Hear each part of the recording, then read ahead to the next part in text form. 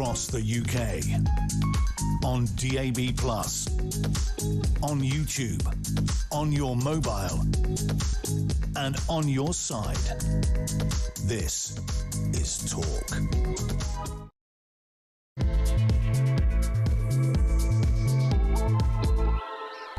Hello, a very good afternoon to you. Just after 1 o'clock on Thursday, August the 13th, I'm David Bull, in for Ian Collins on day 4 of this week, here all this week and, of course, next week as well. Thank you very much indeed for your company. As I was saying to Julia, there's one story for me that particularly stood out because I have massive resonance with this particular topic. Nurses are collapsing at work with seizures and dizziness due to a lack of air conditioning, with the Royal College of Nursing branding wards not fit for humans amidst record heat and a health service already buckling under record waiting lists. Downing Street has admitted moving asylum seekers to middle-class areas will cost taxpayers more, with Andy Burnham defending it as a point of principle, despite Home Office rent caps making wealthier postcodes largely unworkable anyway. And a record 250,000 students have secured university places this year, up 3% after elite universities lowered entry grades to shore up their finances. Those are the top stories this hour. Well, a very good afternoon. Thank you very much indeed for your company once again. I'm delighted to say, joining me today, Peter Barnes, who is a political strategist. Lovely to see you after such a long time. It's been ages, David, hasn't it? It has. Welcome back. Well, perhaps you're going to be slightly nicer to the nurses than Julia was just a minute ago. I don't think that would be difficult to just be a modicum bit nicer, but I'm more on Julia's side on this one. Look, I think she's got a point about the number of nurses who are overweight, but that's for a number of reasons. One, it's a very stressful job. 2, there's a lot of comfort eating. 3, the patients give you chocolates, which is easy to graze on, and I know that very well because I've... And the point I was trying to make was I have worked in hospitals. So, Of all people, you would know more than anybody else. One would hope so, but here's the story. So nurses are collapsing at work because of a lack of air conditioning and windows. Honestly, you can't even open some of the blinking windows. And nursing chiefs have said staff are being admitted to the very hospitals they work in because they have seizures and dizziness and sickness during, obviously, unprecedented heat. We know it's unprecedented. Now, the fact is that some of these hospitals, well, a lot of these hospitals, were never designed to be configured as they are. And as you know, a lot of the DGHs, essentially we had some buildings and they added buildings and corridors and they've got windows and they act as magnifying glasses. And actually, I feel it's not just nurses, actually. It's doctors, it's porters, phlebotomists, it's healthcare workers. It's pretty hard work when you're in an environment which is extremely hot and very difficult for patients. Yeah, well, without a doubt. I mean, we're looking at a £16 billion backlog on hospital maintenance alone. That's just the backlog, let alone what we actually need to do to be ready for an increase in temperature like we're seeing with these heat waves and everything. You know, I really think that when it came to kind of the hospitals itself, we focus so much on the staff that we forget about the kind of hospital state itself, and also, like you say very rightly, the other people that work in a hospital and the fact that they have to be in that environment. I do agree with you that realistically that the pressure on that job, not to mention the number of empty places we have for nurses that are being filled, and that's putting extra stress on people. That's longer shifts, so therefore you had all this stuff together. Of course, they're going to be massive amounts of problems, but I think when it comes to the sympathy for the nurses, the amount of times they've gone on strike recently, I think public sympathy has shifted a little bit away from them. So therefore, this is why the trade unions have to be very careful playing public opinion. Well, I'd agree with that, but equally, if you want to keep really good staff in your hospitals and attract new talent, I think you need to look after them. And I know this from being a house officer and an SHO, you know, a resident doctor. There aren't even sort of water fountains. There isn't the infrastructure. Often you can't get a hot meal. And I've said for a long time that if you look after the staff better, you know, an army marches on its stomach, and if you look after the pastoral care of nurses, doctors, phlebotomists, porters, you will get a much better result. So that's one point. The second point is that patients should not be made to suffer these extreme temperatures, which often happens. And there are two other points, actually, to that. A lot of drugs are unstable at high temperatures, and we're seeing that. We're seeing some of the high street chemists actually stopping the export of Wegovy because they are worried that it is not going to be stable. And also in GP practices, when you take a blood test, it may well not be stable at those higher temperatures. Oh, yeah. So as we see the temperatures increasing, wouldn't it be right that we invest in the infrastructure? Oh, well, yes, we should have done that about 20, 30 years ago, but unfortunately we had those things called PFI loans and all the rest of it. And then, again, people forget that you need the building to actually stand up and be able to function so that patients actually become the priority. My big fear of what we're seeing here is that people are doing, we're so short-termist, it's get through the day. Yeah. We're not thinking about get through the month or the year or the decade. And because of that, it's spending just to kind of keep the lights on rather than investing in better light bulbs. I would agree with that. And now one of the hospitals, the nurses were told you cannot use fans or air conditioning units because of limitations with the electrical supply to that particular wing. This goes back to a much bigger issue about infrastructure generally in this country. Yes. And you talk about short-termism, but we see that across the board. So I want to know, why didn't we invest in, say, for example, nuclear power stations, the energy grid? You know, suddenly everyone has woken up to the fact, oh, look, we need more energy because we have data centres and there are increased demands and a higher population. But I do not understand why we do not have a 20-year plan, a 50-year plan, a 100-year plan. Oh, basically because we cycle through prime ministers more than people have hot meals. And in 10 years. Yeah, and again, you even go back a little bit further. It is, we're in constant campaign mode. Our politics is so focused on polling, it's so focused on the headline attention big ticket items that the actual the nuts and bolts of everything, that's where it all falls apart. And because of that, it all kind of gets on the backlog, and then the backlog gets so out of control that trying to fix it becomes the main priority. And then again, you cycle back. We're stuck in a kind of doom cycle pretty much not just in hospitals but right across infrastructure. Our roads and motorways are undrivable, most of them. And yet again, that is spending more money than we needed to if we'd just invested properly previously in the past. You see, the one thing I would say, Andy Burnham, and this is where I do agree with him, he says that actually we need to fix social care, and I agree, because that is the problem that is holding up all of this, because a lot of those acute beds are held up by people, as we rather unkindly call them, bed blockers, so that we can't discharge them because there's nowhere to go. There is no social care. That's all fallen by the wayside. So then you've got the resources being eaten up. And I just wonder, in terms of that social care, if you hypothecated that tax, and let's just say, I don't like tax rises generally, but if you went to the public and said, look, we're going to give you a modest tax here, which is hypothecated for social care, I think most people could accept that. Yeah, I agree. I think Boris Johnson tried something similar with his national insurance rights. The idea was to ring-fence that money for social care. But the problem was, how big was the fence? And what was the money actually being spent on within the kind of umbrella term of social care? This is part of the problem, is we had these nice big broad terms, but actually on the nuts and bolts of the details, again, we had things that we're spending money on that didn't need to be spent money on at that time. We have a completely out-of-whack priority list when it comes to every major problem, because the problem we have is everything has collapsed at the same rate at the same time. So it's just trying to hold everything up. It's like kind of keep all the plates spinning. That's why most governments are failing catastrophically, and successive ones as well. I mean, it's interesting. We've got a clip, actually, of Andy Burnham and what he said. But the point is that Andy Burnham's come out on those first 2 weeks with very odd policies, if you ask me, you know, capping bus fares at £2. Now, of course, it's easier to cancel subscriptions. The one policy that I agree with, though, is this social care. This is what Andy Burnham said. I will go as quickly as I can on the reform of social care. Well, it's not, because a whole new system, which is what you asked, takes time. I think there are major changes you can make before the next election. This costs the NHS billions of pounds, and we will never get the NHS back to good waiting time standards until we fix social care. I can't put a timeline on it right here, right now. If we don't do it, the NHS will collapse under the weight of trying to care for people who've really not really needed to end up in the NHS system. You see, he says the NHS will collapse. I think the NHS is collapsing. I think it's collapsed. I think it has too. And we are spending 220 billion or thereabouts on the NHS, 11.7% of GDP. And it's time that people understood this is not world leading. The NHS is not the envy of the world. Now, there are pockets of brilliance and there are brilliant staff. But I do wonder what we do. And I think there needs to be a very, very straightforward and honest conversation with the public about how much are you prepared to pay?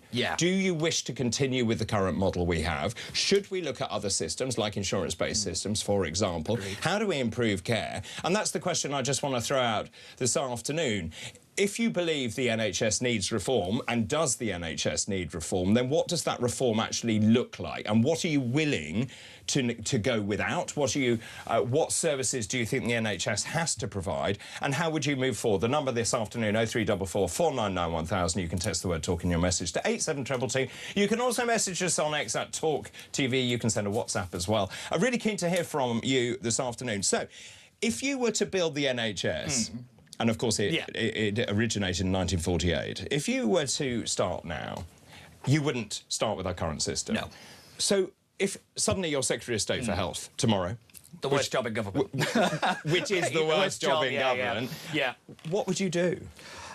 Resign, just automatically. Realistically, you need to have that, like you said, the honest conversation. Fixing social care, Andy Burnham is perfectly right. Also, politically, you'd win successive general elections. Social care affects every kind of sector of society. Doesn't Rich, it? poor, straight, migrant, whatever. Everybody is affected by this issue. It touches everybody. And it's one of the reasons that, again, it's really needs the politics to go out of it. And I really hated how Andy Burnham didn't invite everybody together for that meeting on social care, because I thought, oh, here we go.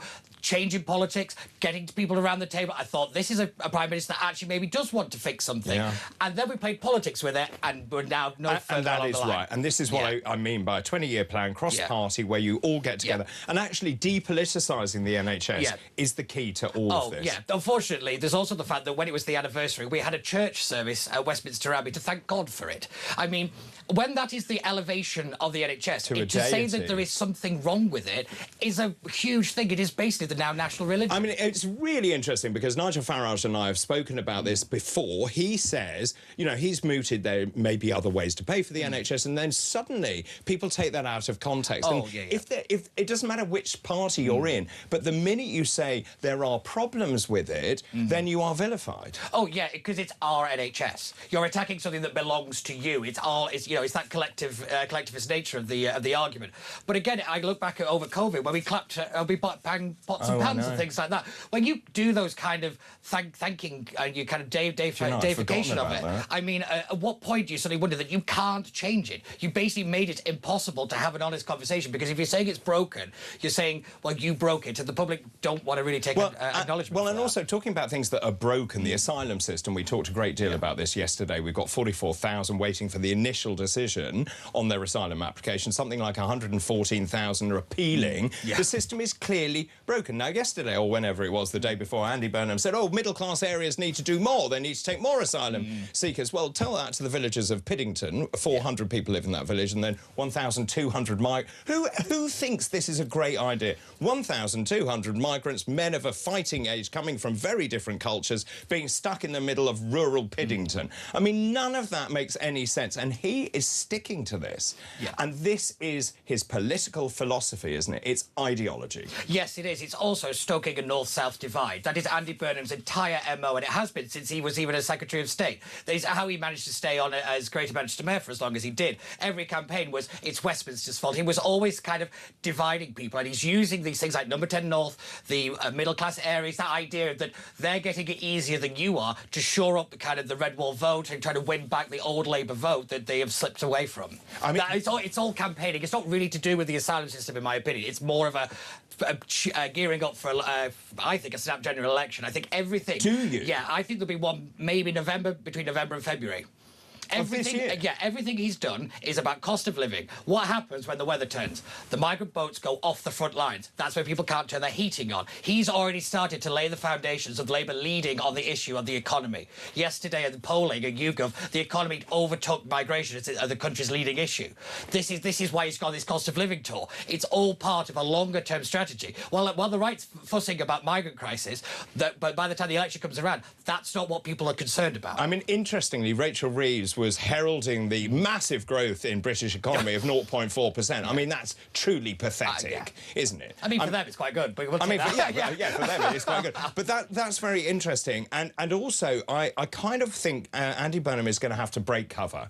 He doesn't know which way to go at the moment. He's sort of a sheep in wolf in sheep's clothing. So he is making all these policy announcements, but everyone is saying, right, would the real Andy Burnham stand up? What do you actually believe in? Because I I don't know. I don't think he knows either. Because the one thing I'll always give Andy Burnham, his political weather vane is very sharp. It's why he was able to survive 2 leadership elections, lose them, run to be Greater Manchester Mayor, and then within 8 weeks he was suddenly Prime Minister. This guy has got game. He knows the system. He knows how to win an election. What he actually believes in, I think that's secondary to him. For him, I just think it's, I've got to be in the office. He has the same problem Keir Starmer always had. I'm a good person. I should have that job. And that's all he needs to do. He's no matter what he thinks, it must be the right thing, because they're in the right morally. It doesn't matter about the facts. So I was also looking at his housing in Manchester, for example, and then I read yesterday that huge swathes of that housing stock has been bought by foreign investors. So it's actually not going to the place that it should be going to. So this track record in Manchester is not what it looks like. No, and this is why I always said that when it was the Makerfield by-election, it should have been every kind of pothole, everything like that was, well, it's not like that in the centre of Manchester, is it? You were on the outskirts of it. You never got Andy's glory, you know, and that's what it should have been. Basically, everything that was broken in that constituency was Andy Burnham's fault, and it never got to that point. We all fussed about him becoming Prime Minister, and we missed the bit where he was going to be an MP. So you mentioned possibly this general election, you said between November and February. November and February, but the budget is in October, and that's going to be very interesting if you have to borrow or have £25 billion more of spending. Why wouldn't he do it sooner? Is it because he can't? Yeah, basically he can't because the weather's too nice. Because we don't have a deterrent system for the migrant crisis, that means the boats come. When the weather turns, the boats stop. So that's why I'm saying that comes out of our public discourse, and cost of living overtakes. Because people have to put the heating on, people are spending more money because they're not outside as much. So therefore, the issue that people actually care about radically changes between summer and winter. But there again, energy costs will be very high. The whole point about net zero and the no, net zero, so I just see a slow rollback on that already. You are? Yeah. And what does that link to? Energy bills. What's energy bills? Cost of living. Interesting. Peter, thank you very much for the moment. Let's take a break. I'm asking this afternoon, do you think the NHS needs radical reform? Can we actually stand up and say, look, it's actually not world-leading. There are things it does really well, things it doesn't do well. What are we going to do about it? That's what I want to know this afternoon. 0344 499 1000. Text the word talk in your message to 87222. You can message us on X as well at talkTV. After the break, Peter and I will continue talking about all the top stories of the day.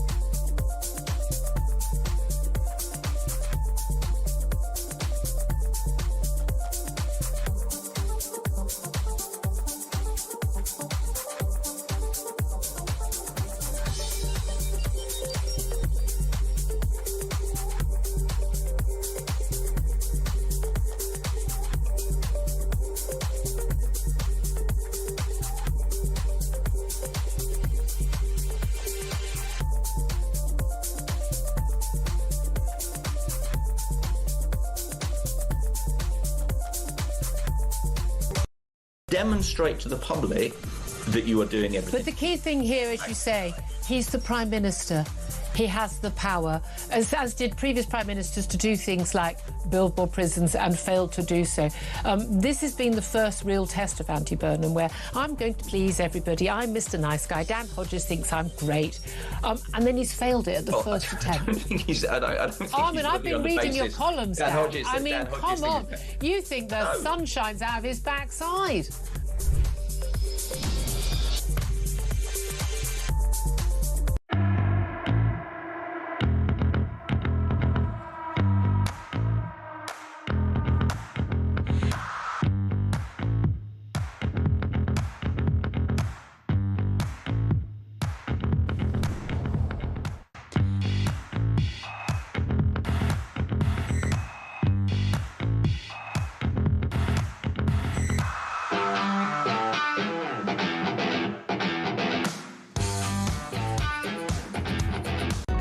across the UK. On DAB+, on YouTube, on your mobile, and on your side. This is Talk. Welcome back. This is Talk Max. Thanks very much for your message. Hi, David. I'm a nurse within mental health. You've probably witnessed this yourself, but somewhere within an NHS trust, a radiator is on full blast. So true, this, that cannot be turned off. The amount of money I see wasted in the NHS is outstanding, yet my team need to save 200,000 in the next 2 years. Yeah, brilliant, Max. Phil Downs. Hi, David. Those NHS workers complaining about hot hospitals should try working in a supermarket ambient warehouse, which is steel sweat boxes this time of year. And Paul Cocker says, so Burnham had a Cobra meeting about the heat crisis, something he can do absolutely nothing about, and will be over tomorrow anyway. He will do anything to dodge the real crisis in the country. I'm with Peter Barnes this afternoon. Let's talk about something that I still think haunts me to this day. My A-level results, and of course today is the result. Why have you just got hot sweat, like cold sweat? Yeah, see, it stays with you. A results day always tends a paranoia to you. Well, exactly. The proportion of A-level grades marked A star or A has risen across the board. In England, it was 28.3%. Wales, 29.6%. Wait for this. Northern Ireland, 30.7%. And top A-level results across the whole of England, Wales and Northern Ireland have risen for a third year running, with 28.5% of all grades marked at A star or A. I'm delighted for them, really delighted.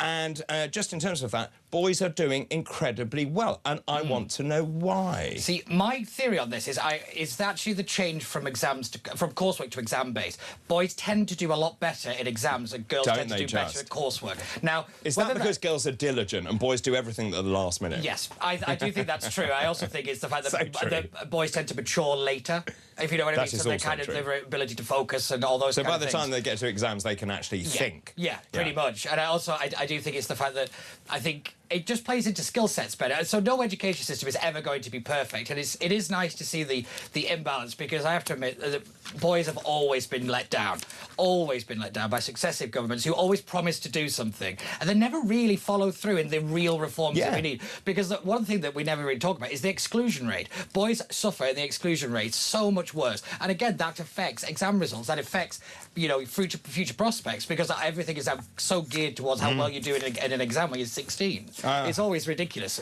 to me, but yeah, again, exam results, when it comes to kind of the grade inflation as well, I mean, I find this really insulting on behalf of students, because they don't set the exam. You know, I always feel that the students seem to get the blame for grade inflation, when realistically it's institutions like universities that do it so they can get more money from the government. Yeah, and also I think boys are choosing subjects they like: science, technology, engineering, maths, whatever it is, and I love that. It's absolutely brilliant. We've spoken a lot about prisons and, of course, the early release scheme, and Andy Burnham saying, well, we're going to release you halfway through, and then he says, oh, well, we have to beat the PC harpers, killers, or it's very difficult to keep them in prison. No, it isn't. No, it's not. Why don't just exempt all people convicted of manslaughter, 470 of them in prison? That wouldn't be a problem. And then there's this enormous story saying there are 1,800 prison cells that are available. They are empty because they haven't been upgraded for fire safety. Am I being a bit harsh by thinking if you're in prison, I'm not sure fire safety is the #1 priority? It's keeping you in prison. Yeah, that's true. But I actually think this story is more to do with the fact that the civil service and what we call information cascade. In other words, the governor will count how many cells there are, and that by the time that information reaches the Prime Minister, it has been shortened down and shortened down and shortened down. Then they talk in terms of capacity. So if you take one prison, for example, that has 980 cells, 770 of them are usable. By the time that information reaches the Prime Minister, about 4 or 5 different rungs, we talk about 98% capacity, so therefore we need more prisons. The real thing you should do is understand, why don't you have the prison cells available that should be there? It's, again, the civil service has a lack of commercial understanding about how to save money. It just believes that if you just spend the money, and then you've got politicians who want the big headline and shiny announcement, that realistically a lot of the things that we suffer from in this country just need somebody to do some hard work and some paperwork. We have an entire Home Office and Justice Department. I don't know what they do. Well, they're at home. Well, yeah, the Home Office, they took that a little too literally, didn't they? I mean, at some point we suddenly have to wonder, what are these people employed to do? Because, again, this is so basic. If you work in a massive corporation, you couldn't get away with this, because that's billions of pounds lost. And because there is no risk of, the money tap turning off because they are the money tap, This is why it all collapses. So we always focus on the kind of the headline number. We should ask, why have we got that headline number and go back so much further in the steps? Well, let's just talk about Labour and their ideology once again, because, of course, the Labour Party pledged to ban exploitative, as they call it, zero-hour contracts in its manifestos. Now, the big headline today, ban on those contracts, is going to cost companies up to £3 billion. Again, a policy not thought through. Yeah. Well, without a doubt. I mean, well, thought through and the Labour Party have never really been in the same sentence, but I do think that this is getting... It's like the National Insurance Act. But more annoyingly is every kind of industry body has said, if you do this, it will cost money. It will make things harder. And people won't get employed. Yeah, and they don't listen. Because, again, as you rightly said, it is ideology for them. This is actually... we've got to protect the workers without realising you're not protecting workors if they don't have a job. I agree. That's the well, reality and also it goes back to the Renters' Rights Act, Yeah. which I agree, in theory, was a good idea to give tenants more sort of power. But at the same time, the landlords are so annoyed now, they're taking those flats off the market, so the rents have actually gone up. Oh, yeah, and again... every housing association, all these kind of bodies said, this is what's going to happen. And more importantly, it is affecting kind of the young professional who wants to kind of maybe move to London, move into a bigger city, because that's where the jobs are. You're then pricing people out of where they can live reasonably to get to and from work. So therefore, people go on unemployment. That puts employment up. That puts benefits up. And again, if we just don't have joined-up government, because nobody seems to pick up a phone, I'll send an email. No. And I don't understand why. You're all on the same street. Well, but this goes back to the bigger issue. If you're in the office, you could wander over to someone's desk and have a chat. But you're not going to pick up the phone, or someone's going to be, you know, doing the ironing or they're washing at home and they're not actually concentrating. And, of course, productivity falls. I do have a good story. A chocolate bar has been made using entirely British ingredients for the first time in nearly a century. The cocoa came not from Brazil or Bali, but Berkshire. Oh. Amazing. This was created at the University of Reading. It was named the Reading 100 Chocolate Bar to mark the university's 100th anniversary.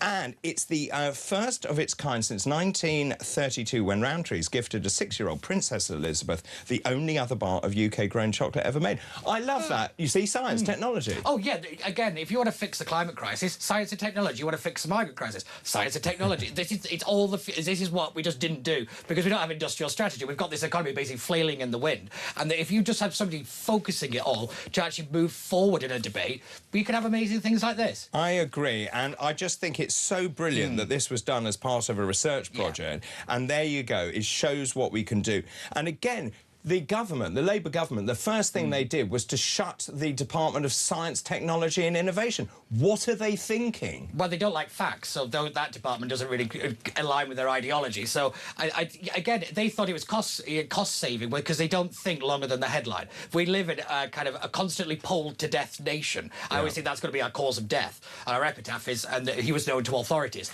But I do think that, again, nobody has that, like, kind of holistic, I hate the word, but approach to government where you need to have every department working together, not against each other. It is extraordinary, isn't it? And that's why I don't understand why you think this election is coming sooner than we first thought. I mean, it could be in 3 years. It'll be a very long 3 years. Or it could come sooner. And there is a lot of talk, actually, that Burnham, because the right is so split, and I need to be very careful today because I can't really mention specifics of politics, let's be very clear about that, but you have a split right, and therefore there is this train of thought that says that Burnham could go straight through the middle. Oh, yeah, there's also the fact that he is, for now, relatively untarred by the stormy years. He wasn't even in Westminster at the time. It's not like he was a cabinet secretary who holds any responsibility for any of this stuff. He could come in saying, I'm the fresh face. If you look, he's basically done what we call policy speedrunning, where he's just announcing. He's giving the idea of motion and change, which is what Blair did in 96 to 97. You're not doing anything, but you sound like you're doing something and moving forward. Well, now, finally, if I may, just talk about the eclipse. So yesterday, I went out and I sat next to a very lovely lady and I was watching the eclipse over Canary Wharf and it looked incredible. And then I thought, is that it? Yeah. What did you think? Yeah, so again, I went out into, there's a local park where I am, and luckily there's no obstructions around. So yeah, I went out and watched it, only because I'm a bit of a space nerd. But I think people had a really wrong idea. I think they thought it was going to be like 1999, you know, where it went really dark and all that kind of thing. That's what I was expecting. Yeah, I have to admit, it wasn't, our expectation management wasn't great, I have to admit on that one. But yeah, again, people love this stuff or they hate it. I have to admit, in the park, I've seen pictures out and around London that there were a lot of people did go outside and actually look, a lot more than I thought would. And actually, this lady lent me her glasses, you know, those special Yes, ones, yeah. and you could see this incredible eclipse. But in Spain, they had a total eclipse, and I saw those pictures, and I just thought, and people were whooping and hollowing, and I just thought it just gives you a sense of how small we are on this planet. Yeah, definitely. Also, I think it's one of the great unifying human race moments where actually we're all experiencing something at the same time. We live in such silo existence now. Everything is tailored to you. This was for everybody, and we shared it at the same time. I totally agree. Peter, really good to see you. Thank you very much indeed for coming in. This afternoon, I'm asking about the NHS. This is based on the back of the story. Nurses are saying that actually the working conditions are intolerable. 33 degrees in some of those hospitals. And, of course, it's not just the nurses. It's the drugs, the medication goes off, the patients are suffering, and, of course, the hospitals are not fit for purpose. So the question I'm asking today is, does the NHS need radical reform? And if so, what does that look like? 0344 499 1000. You can text the word talk in your message to 87222. You can also message us on X as well at talkTV. We'll continue the conversation on that particular subject after this break. This is Talk.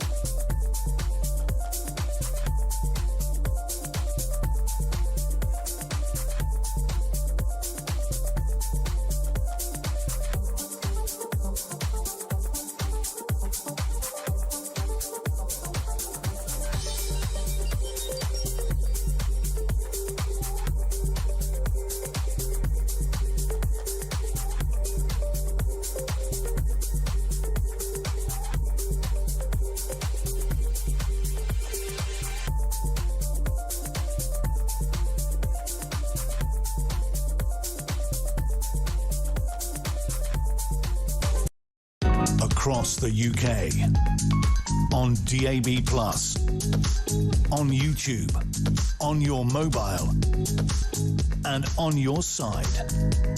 This is Talk. We're talking about the NHS now, something I know a little bit about, having worked in the NHS myself. And the story today is nurses are collapsing at work because of a lack of air conditioning and windows that open. This is according to health leaders. Nursing chiefs said staff were being admitted to the very hospitals they work in, suffering seizures, dizziness and sickness during the unprecedented heat this summer. This is the Royal College of Nursing.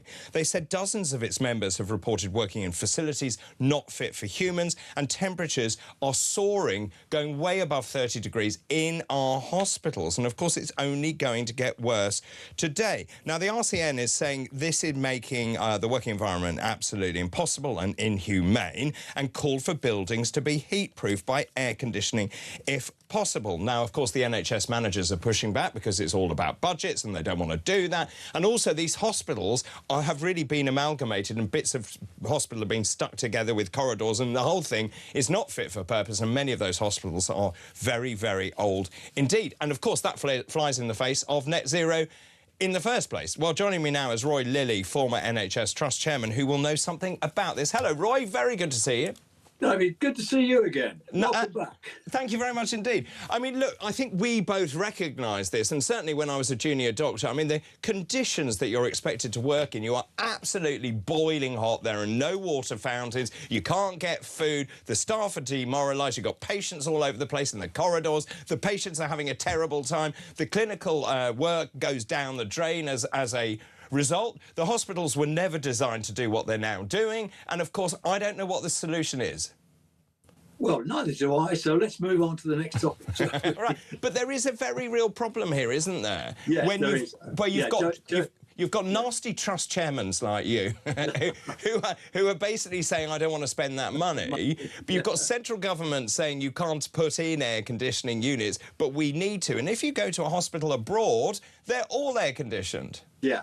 Well, a lot of their housing stock was built, their hospital stock was built a lot later than ours. Just out of interest, I looked it up. 17% of the NHS estate was built before 1946. Now, 1946, of course, was when the NHS was invented.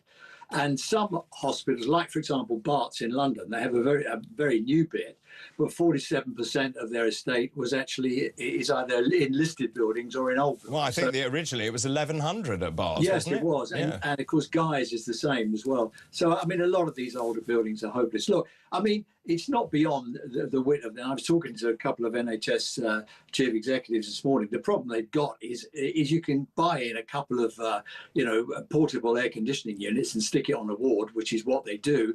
But at the moment, guess what? Everybody's trying to buy or rent air conditioning units, and that's the thing. So it's a question of preparation. Now, do you go and buy a whole load of portable air conditioning units because that's the cheapest and easiest thing to do, and put them in store for probably 50 weeks of the year and get them out for 2 weeks?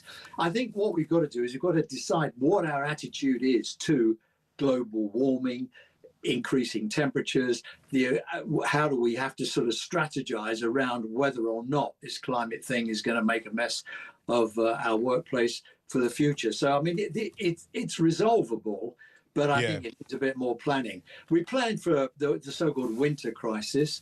The summer crisis is really just a winter crisis in a bikini. Well, I think that's right. I was thinking about this overnight. A family member was in hospital yesterday and waited 6 hours in A&E to be seen in stifling conditions, was not seen and self-discharged because it was just intolerable. Yeah. And what I want to know is, why are we still running these hospitals so hot? It is completely normal to wait 6, 7, 8 hours in A&E, and I don't know why. If we know that we don't have the capacity, surely we need to increase capacity, and if that means more money, we have to say to the public, we need more money, but one might also argue, therefore you have to reduce the amount of money we're spending on benefits, for example. Exactly, and that's a political decision. And, I'm first in the queue, as you know. If there's any more money for the NHS, I'll be there and say, let's have some of it. It's a political decision. There's no question about it that there's been an underinvestment in the capital side of the NHS. That's, just to explain that's the money that's allocated to building buildings and refurbishing buildings. As we speak, there's a £12 billion bill to refurbish and renew our hospitals. I mean, but it just hasn't been done. Yeah. And when, for example, when Jeremy Hunt was the Secretary of State for Health, he actually broke all the Treasury rules and he converted capital into revenue, into the daily running costs of the NHS, instead of spending it on capital improvement. So, I mean, it's about investment. You can do all of these things if you want to, but it's about investment. One of the things that has struck me is the way that the model for the NHS is now changing. So private providers being used by the NHS, so the patient doesn't see any difference, it remains free at the point of need, but then your treatment is outsourced to these private providers at a rate, at a tariff rate, and then the capital investment and infrastructure is up to that private company. Is that a good model? Well, I mean, they do it really in specialist areas. So if you think about cataract operations, for example, a lot of people watching this program, will know someone who's had a cataract operation. Most cataract operations in the NHS are now done by the private sector. So they will have discrete suites. They'll have treatment chairs instead of operating theatres, that kind of thing. And they've absolutely sort of, made it a real production line and a very smooth, they're kind of smooth operators, if I could use that expression. So yes, in certain aspects, they can do that. And, you know, I mean, this is not new. Tony Blair, when he was the Prime Minister, he brought in the concept of any approved provider. That's right. If you could come in and you could say, look, I can do this as well as the NHS, I can do it at tariff, and I can make a margin out the tariff. And they came in and he did it. I mean, it dissolved eventually. It collapsed from its own weight because we had to go out and send everything had to go out to tender. And the bureaucratic cost of that it just made it nonsense. But there's no question about it. I mean, people often make this distinction between the NHS and the private sector. I mean, there are people, purists who say, well, the NHS shouldn't have anything to do with it. But the majority of people are pretty pragmatic. And anyway, a lot of doctors work in the private sector, as you know, and they work in the NHS as well. And where it can be done, I think they work side by side. Well, they do. And also, I may have told you this story before. I had a skin lesion removed. I went to a private provider, paid for by the NHS, and essentially they had such a brilliant system so that one patient went into one treatment room, then another one into the other one. The doctor operated on this one, and then by the time he'd finished that one, this one was ready, and so on. So I said to the consultant, why do you work here and not in the NHS? And he said, I can see 8 times the number of patients in the same time because it's much better organised. Yes, and that's you'll recognise this phrase. It's the difference between a hot and cold site. When you were having your lesion seen to, that was in what's called a cold site, where they do only that. On a hot site, that's like an ordinary hospital where an operating list, I mean, a surgeon might come in the morning expected to look after 4 or 5, maybe 6 people in a session, and then be told, well, sorry, your morning session's been cancelled because we've had to use the operating theatres because there's been an emergency, a smack on the motorway or whatever, and we've got 4 or 5 people who urgently need to be seen. The NHS is trying to divorce the hot and cold sites, but the difficulty there again, it's capital, it's money, it's equipment and running costs. So just in terms of the perception of the NHS by the public, do you think there has been a change? I mean, we talk about our NHS, we bang pots and pans, as Peter was saying, in COVID. We have told it's the envy of the world, which quite frankly, it isn't. When you look at health outcomes, they're not as good as other countries. Do you think the public has begun to change its mind about the performance of the NHS? Up to a point as well. I think a lot of people see what happened as a result of COVID and put the NHS on its back foot, and it's taken a long time to recover. I don't think that the public care whether they're seen by a private sector provider or a public sector provider. They just want to be seen. They want to get what I call the 5 gets. They want to get in, get diagnosed, get fixed up, get out and get on with their lives. Yeah. Those are the 5 gets. They don't care who delivers the 5 gets. And neither, frankly, does the NHS. The difficulty, of course, is if you outsource stuff, you'll know from your own experience, you can't train junior doctors, then you can't have the cross-subsidy. So, for example, there is a problem with cataract surgery because cataract surgery subsidises a lot of the more complex surgery that's done in ophthalmic departments as well. So if all that revenue is outsourced, then it makes it much more difficult to do the complex operations in the ophthalmic department as well. So it's a really difficult and delicate balance. So if I appointed you Secretary of State for Health tomorrow, which obviously is a very difficult job, what would you do? Would you continue with the current model and fund it more? Or would you actually have radical reform? And I don't know what that reform looks like. Well, I'm going to disappoint you, really, because I don't think any of these issues we've been talking about are the real key issue. I think the key issue is the relationship the NHS has with social care and local authorities, because there are 2 substantial users of the NHS. One is the of A&E. One is the under 9s and one is the over 65s. That's health visitors and community services. If we have to sort out social care, and I think Burnham is now looking about how he's going to do it. The Casey report looking into social care has been brought forward by a year. He's obviously got the hots to sort this out. If you could do that, that would create. It wouldn't solve all the problems, David. You know that it's a complex thing, but what it does, it would create a bit more headroom for the NHS to perform in a bit more relaxed way and get things done better and faster and quicker. Because at the moment, the pressure that it's under. If you look at the summer crisis, is just the winter crisis wearing a bikini. We've got people now, on trolleys in corridors, just like we had in the winter. It's chock-a-block. We can't get people home because it's mainly elderly people with exacerbations of existing conditions. They're on the wards, can't get them home. Guess what? Social care hasn't got the care packages, and guess what? A lot of social care staff are on holiday. Just very quickly, if you had a hypothecated tax for social care, as I mentioned, do you think the public would buy that? Yeah, I do. Absolutely, I do. But the Treasury won't buy it. That's the problem. They hate hypothecated taxes because it doesn't give them room to shift the money around. Yeah, well, isn't that the truth? Roy, really good to talk to you once again. Thanks ever so much for joining me. Roy Lilly there, former NHS Trust chairman.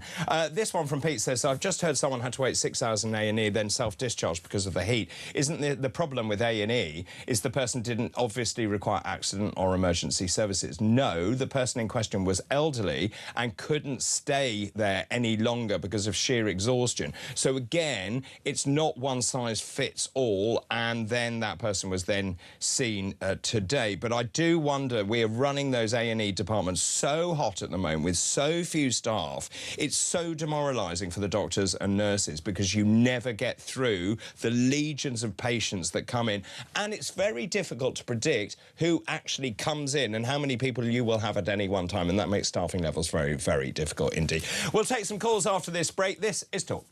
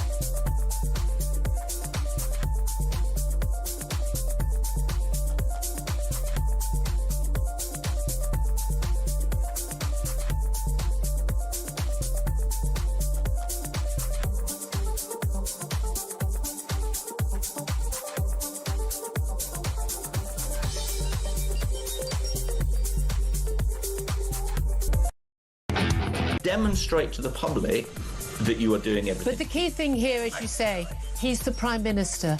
He has the power, as did previous Prime Ministers, to do things like build more prisons and failed to do so. This has been the first real test of Burnham, where I'm going to please everybody. I'm Mr. Nice Guy. Dan Hodges thinks I'm great. And then he's failed it at the first attempt. I've been reading your columns, Dan. Come on.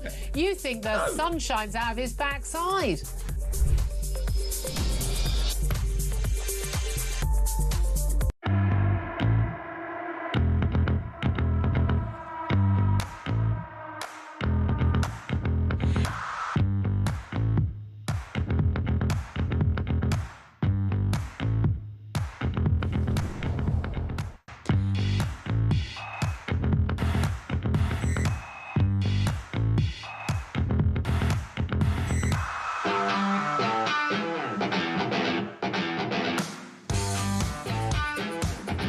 Across the UK, on DAB+, on YouTube, on your mobile, and on your side. This is Talk. Welcome back. Lots of messages coming in. Craig in Staffordshire says, hi, David. Yes, I would quite happily pay that little bit extra if I knew social care was going to get sorted out. Only if the government stopped wasting billions on unnecessary or dangerous policies like illegal migrants, legal aid, foreign aid like the Ethiopian Spice Girls, etc. They can't keep pumping out pointless billions and then ask us for more money for something that's genuinely important. Stop funding the bad things. that was a paraphrase, and spend that on the important stuff, then we can talk. David, this is Fern in Glasgow. Tell me, David, are the nurses still doing their COVID TikTok dances? Maybe that's causing them to overheat. My local hospital was blissfully cool the other day, whilst really hot outside. Staff look happy to me. That's Fern in Glasgow. I think it might be a bit hotter down here than in Glasgow. Controversial. Right, let's take a voice note now from Bridget on the NHS. I live in France and I have done for 19 years now, David. The system out here, the health service, is brilliant. 70% is, I suppose, free, if you like, and we pay a 30% mutual. It depends on your age, obviously. Your earnings also comes into it as to what you pay. The service is brilliant and it's absolutely what the UK should be doing now. If you have heart attack, stroke, cancer, and you don't have a mutual out here, that will be treated at no cost because it's one of the major health problems, I guess. If they brought in that same service in the UK, they would stop these health tourists, these people messing about. So they need to move it, and that will see a decline very quickly on people taking the proverbial out of the health service. It's a brilliant message. Thanks, Bridget. I agree. I've been a patient in France and the service was absolutely exemplary. Really good, a very interesting message there. Joanne is on the line from Derbyshire. Good afternoon. Good afternoon. I've got 4 quick points to raise, which will blow your mind. Go on, then. Regarding the stupidity, the NHS doesn't need money. It needs to get organised. Right. If you have a prescription and you go to a chemist with it, that chemist, by law, is only allowed to deal with one drug warehouse. OK. So if you've got a medicine and it's not in the warehouse that's assigned to that chemist, they cannot give you any medicine. They can't phone up the other one to get it moved. Is that right? Yes. OK, I will look into that. But, right, OK, so that's one point. They've got so many different computer systems in the NHS that is true. That are incompatible with one another. Well, do you remember Cisco tried to put in a backbone to the NHS? They have, well, they didn't succeed, but now we do have a spine to the NHS, which has worked and is working extremely well in terms of pharmacies and prescription medicines. But you're right. But on the general side of the healthcare with the hospitals, one cannot go to the... Yeah, I know. They can't communicate. So if you've broken your leg in Leeds, your GP can't see it. So, but that's what they're trying to do with the NHS app, isn't it? So that your information follows you on the app. Out quickly. We've got managers and staff, and when staff come and go on a regular basis in the NHS, they say, oh, we need to get this sorted out. They leave, and because they've left, the stuff that they've raised never gets looked into. Right. It's absolutely crackers. I mean, the problem is, it is the third largest employer in the world. It is an absolute... Not disputing that. Not disputing that. No, all I was going to say is such an enormous organisation to turn around. And, of course, it comes from its historical precedent. So what you're trying to do is integrate multiple systems, and that is why it's always been so clever. I'm not giving excuses for it. You're right, but you're right. It needs more integration, and it needs to have more resources thrown into it to ensure that it doesn't matter where you're treated, that the doctors can get hold of the notes from those hospitals, and they often can't. And also the computer programs that they use get hacked, and they're paying out millions and millions of pounds each year for ransomware to protect the data because of GDPR. Indeed, indeed. So, Joanne, really good points. Thanks very much indeed. Brian's on the line from Cheshire. Good afternoon. Good afternoon, David. My view of the NHS is completely broken. I've been involved heavily in the NHS for up to 3 years now. I've got an illness. Right. I'm not being treated because of the waiting list. It's supposed to be 18 weeks from referral to see a specialist. The minimum time, I was on the waiting list, then I was taken off the waiting list, so I rang up and they told me it was going to be at least 11 months before I was going to be referred to a specialist. In the end, I've had to go to the Spire in Manchester and pay for it privately. Right. £12,000. Good grief. That's what it's costing to have laser treatment. Right. And when did you ever get anyone to tell you why they took you off the waiting list and then you went back on it? Oh, I rang them up. Right. Nobody knows. It was just I was on the waiting list, then I was off the waiting list. Yeah. The NHS app clearly states whether you're on the list, and it did when I was first referred. Maybe a month later, I was off the list. I'm really sorry. So I rang up and asked them, why was I taken off the list? And they couldn't tell me, but they said, you're going to be very disappointed in the length of time to see a specialist. It's going to be at least 11 months. It's absolutely outrageous. I mean, I have to say, I had experience this week, last week. I phoned up about a specific problem. I spoke to a senior nurse. The nurse said, I will come back to you today, having spoken to a consultant. I have never heard back. No, you won't. It's not very good. It's not very good. So in the end, I'm going in on Tuesday, the 18th, to have the operation. I've decided to pay, because I was in that much pain. Of course. I couldn't stand it anymore. Yeah. So I've decided to go private. Well, look, I hope it goes really well, and we send you all our best wishes here at Talk. Hope that goes extremely well. Gary says, David, you're so right. I've spent more time than I like to think about with elderly parents in A&E in recent years, and whilst I couldn't fault the individual staff, the whole thing felt totally inefficient. On a general note, when the NHS was created, people died much younger. This is the very key point. Cancer always killed. HIV didn't exist. Many heart and limb treatments didn't exist. We have to change.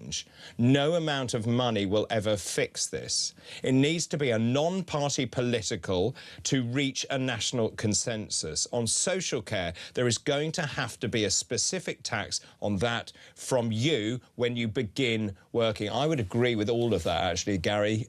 Gary and Larne, thank you very much for that. David, the government says there are 1.5 million people employed in the NHS. This is 1 in 30 of the UK working age population. Please explain how this is feasible. That's what I was...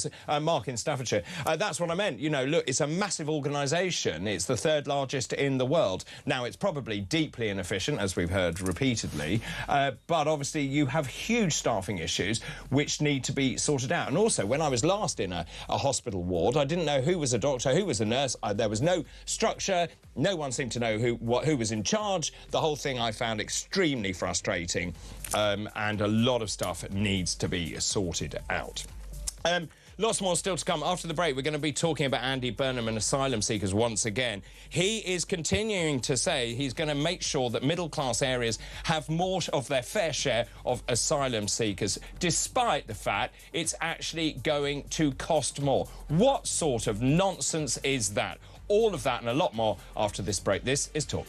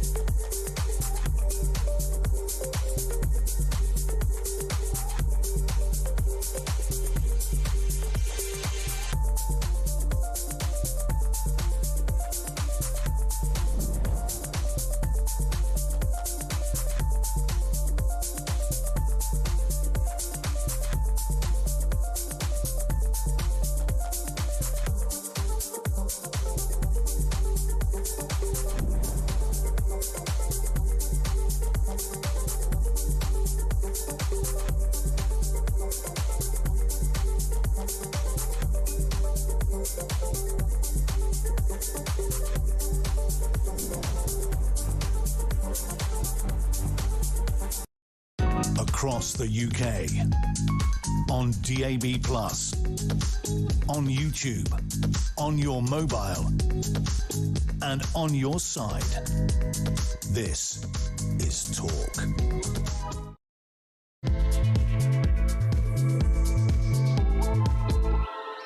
Hello, very good afternoon to you. Just after 2 o'clock on Thursday, August the 13th. I'm David Bull in for Ian Collins. Thank you very much for your company.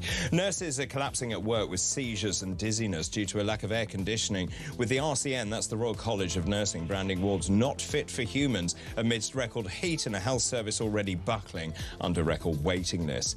Downing Street has admitted moving asylum seekers to middle-class areas will cost taxpayers more, with Andy Burnham defending it as a point of principle, despite Home Office rent caps making wealthier postcodes largely unworkable anyway.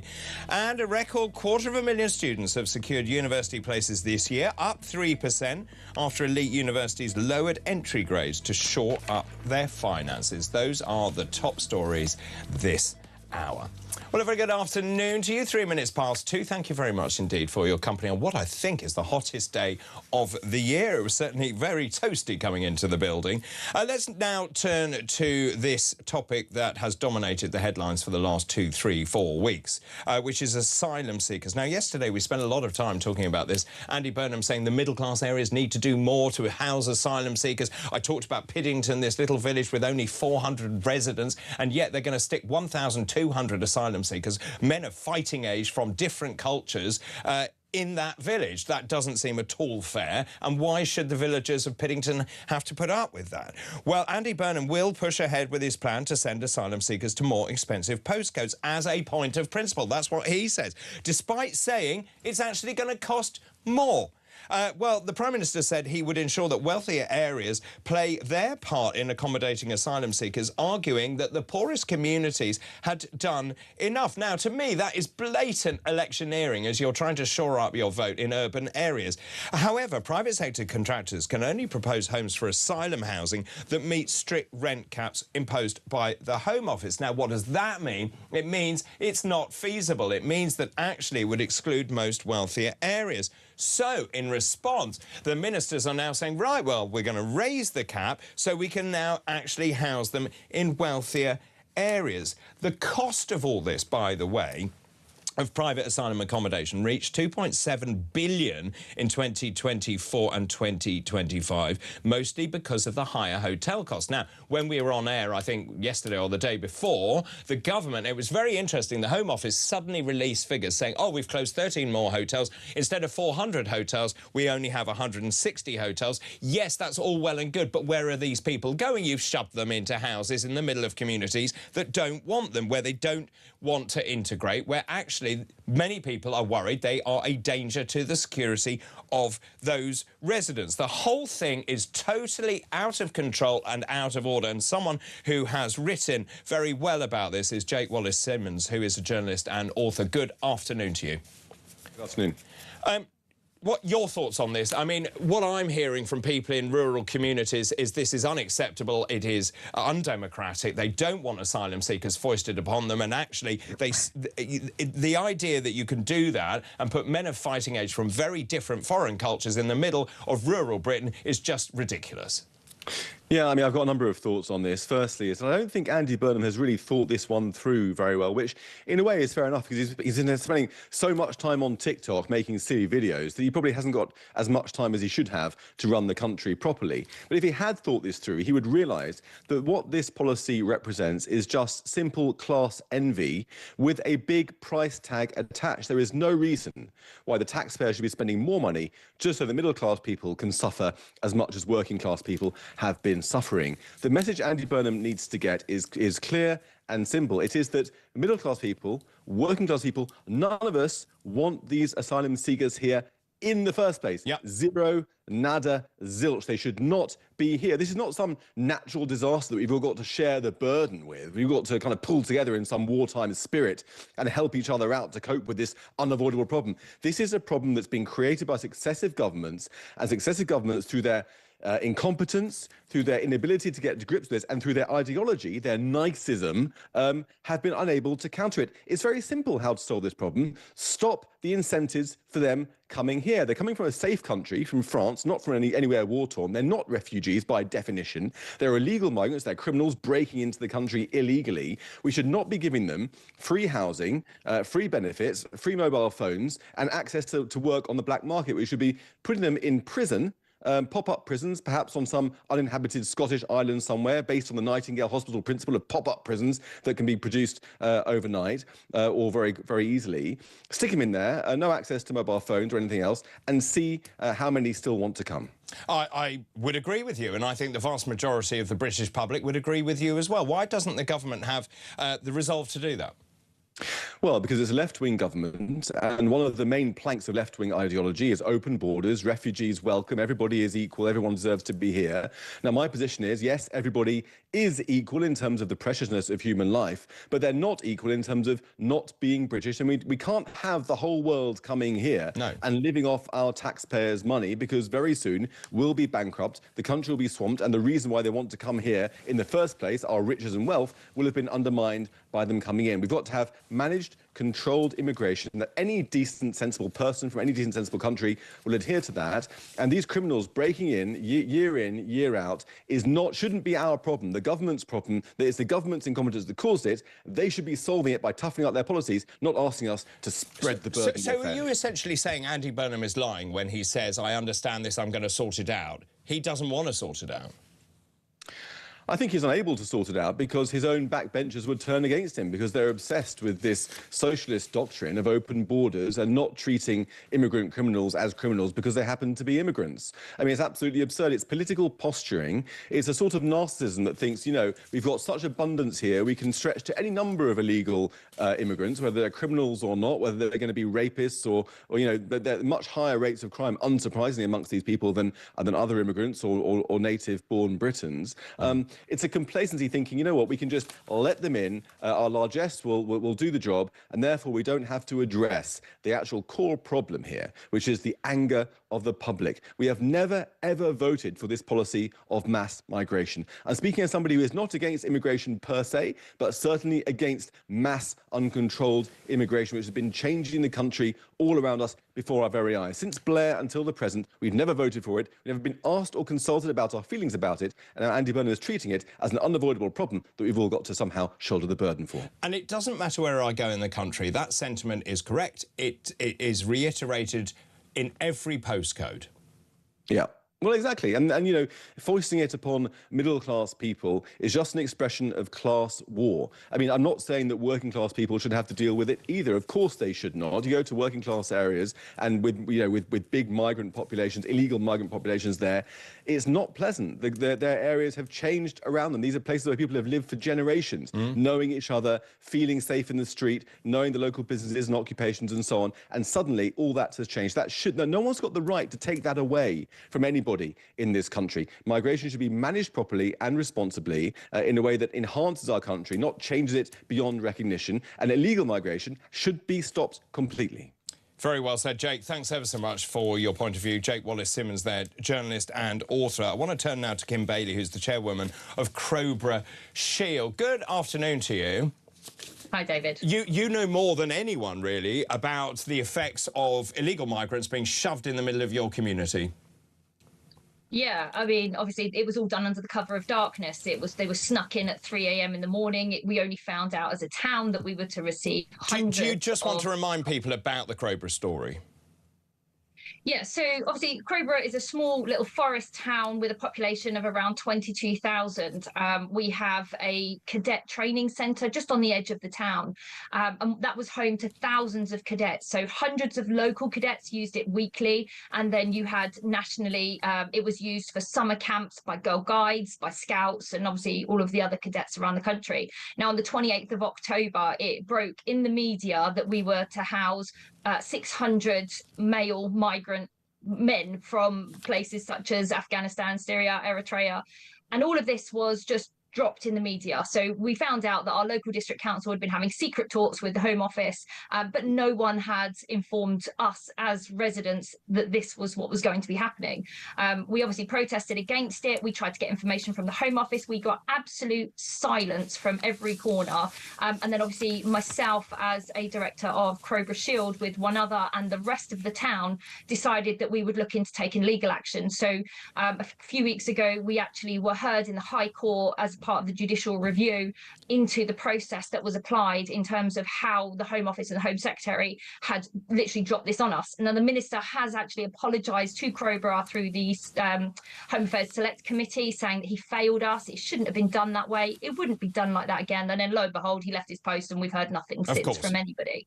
I actually attended a meeting this morning with the Home Office. And again, it's just a tick box exercise. We've been told absolutely nothing. They won't be engaging with us further. They engage with our district council, who is a Green Party led council. So we get nothing from them. They're very much in favour of the camp, despite publicly objecting. So it has literally been a battle of residents against all of the establishments, the district council, as well as the Home Office, the Home Secretary and the government. And, you know, with what Andy Burnham is saying, he's listening to people. No, he's not. He's, you know, he may be listening, but he's not doing anything. He doesn't care. And to say that he's now going to continue spreading these asylum seekers around the country into middle class areas, it's just another fingers up to the rest of the community, to all communities. You know, poorer end of society are looking for affordable housing, and obviously that is being taken up left, right and centre. People are also working hard to live in nice areas and buy nice houses. So when you've then got people coming over and almost jumping the queue, if you like, to live in these more affluent areas, it's just going to cause more hostility, more unrest in communities. The whole thing is a sham. And the fact that he's saying that this is for the next 10 years, these camps and things are going to be open for the next 10 years, says they've got no interest in resolving the root cause of the problem. So and can I just ask you, just in terms of the migrants that are put in that camp, are they free to come and go? Yeah, absolutely. There's no barriers. Obviously, there's gates at the front of the camp, and there's this very thin kind of wired fence around it. But no, there is no restrictions whatsoever. They're encouraged to kind of come home at a reasonable time. But no, they can come and go. And they've also got a zero alcohol and drug policy on the site, which means they are then pushed out onto the streets. So they're drinking out in the streets, in the parks. We've had lots of residents sending us pictures and CCTV, so they're like Ring doorbells and things, of migrants defecating and urinating on their properties and things like that. It's hard to kind of, you know, to live with, if you like. So you answered the question, kind of. I wanted to know why the district councillors were in favour of it when you elect the district councillors, and surely the responsibility from the councillors is to you, the electorate. It is, absolutely, and that's what we put pressure on them for. And it was very clear in the judicial review that had they've come on board with the judicial review, or even held, you know, took the legal action themselves, our case would have been a lot stronger. We haven't had the verdict yet. We don't know when we're going to get the verdict, but it's actually a coalition. So you've got a Lib Dem, Green and Labour coalition running our district council. So they have got absolutely no interest whatsoever in back in the community. They haven't actually been seen in the community since a meeting back in the early November, where it was more like a pantomime, and basically said that they will write letters to the Home Office. That's all they've done. They've threatened action, but they've never actually put anything into place. And there was lots and lots of actions that they could have taken, and they still can, but they're refusing. And a lot of people believe it's because of the amount of money that they are actually receiving from the Home Office to house the asylum seekers here in Crowborough. Now, I mean, the whole thing is massively expensive. It came very clear in the papers, in the judicial review, that actually housing them at Crowborough is 4 times more expensive than asylum hotels.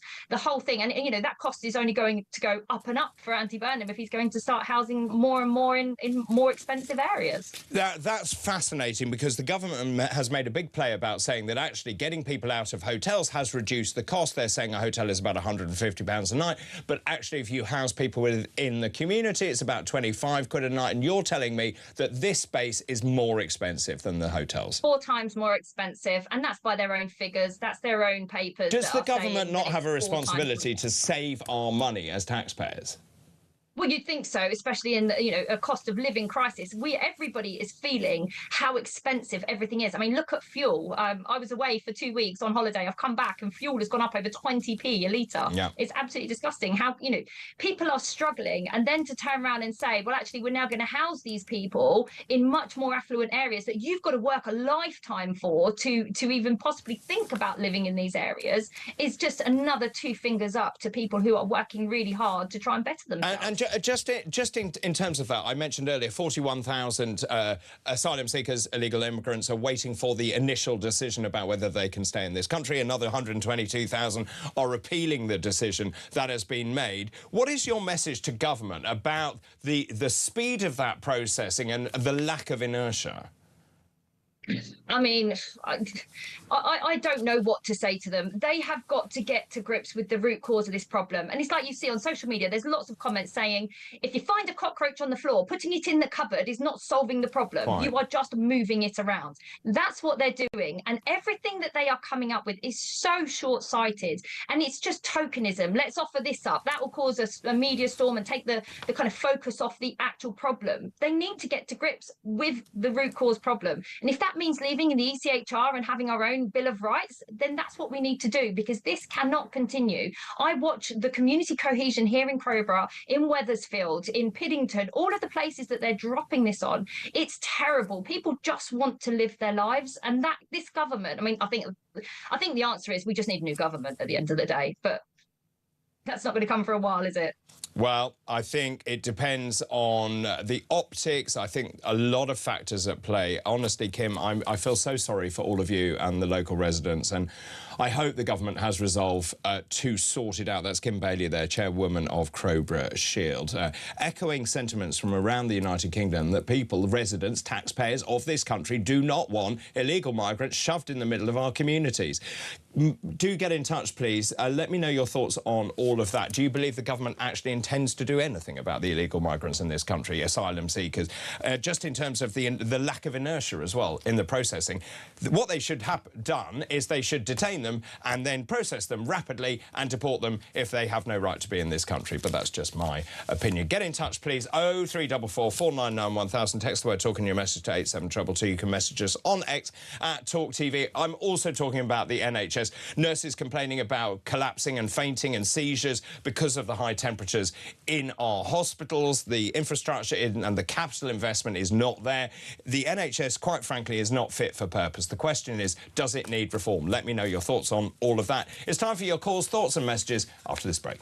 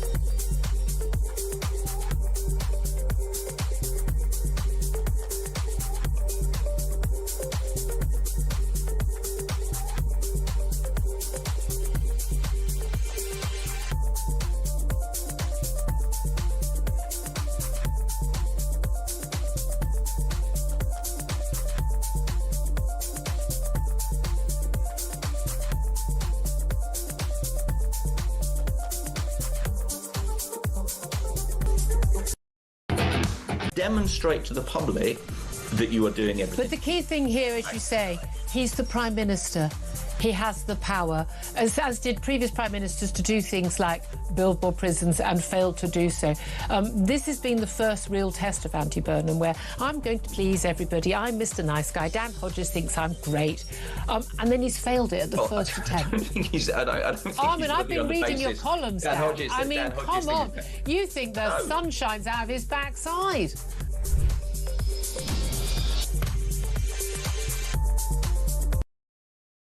Across the UK, on DAB+, on YouTube, on your mobile, and on your side. This is Talk.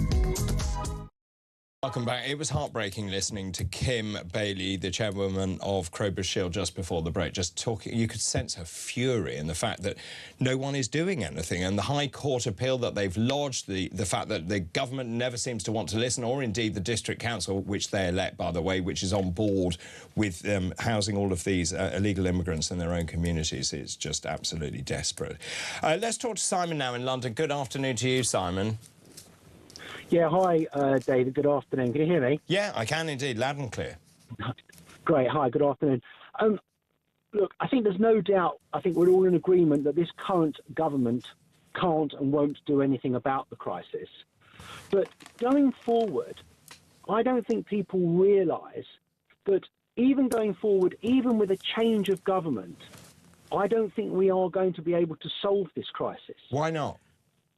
Because there are two reasons. There's a couple of reasons. Firstly, there's no political will to do it. Okay, so but there might be with a new government. Well, there might well be, but I think on your programme, it's just read some statistics. Is there 120,000 people awaiting asylum applications and another 40,000? An appeal. So, yeah, so it's 48,000 awaiting the initial asylum decision, 114,000 waiting the appeal. OK, so that's 160,000 before you start. Yeah. Plus all the ones that are living here already. That's right. Who, You've got a right to remain. Etc., etc. So, we have Nigel Farage, Rupert Lowe saying that they're going to deport these people. They're going to get to grips with it and deport these people. If there's another general election at any time soon in the next couple of years, unfortunately, the vote will probably be split between Conservative, Reform and Restore, and because there is going to be a split in the vote, that'll possibly let the Labour government back in.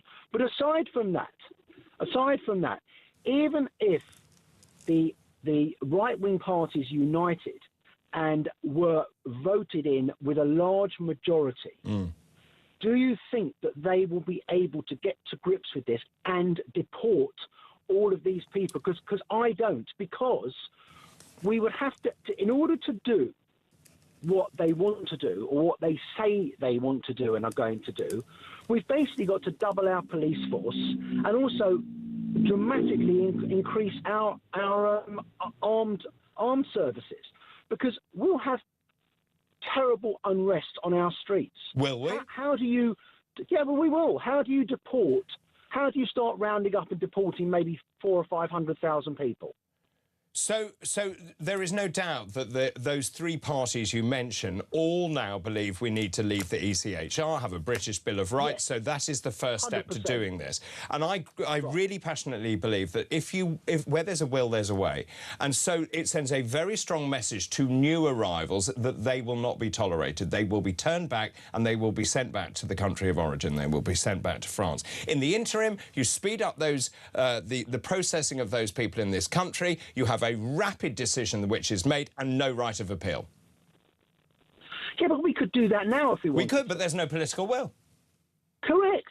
So all this business, it's just an excuse about the ECHR, because of course we should leave the ECHR. But let me ask you this. But Labour won't do that. Correct, but nor would the Tories. No, the Tories now say they're campaigning to leave it. That is the change that they've gone through.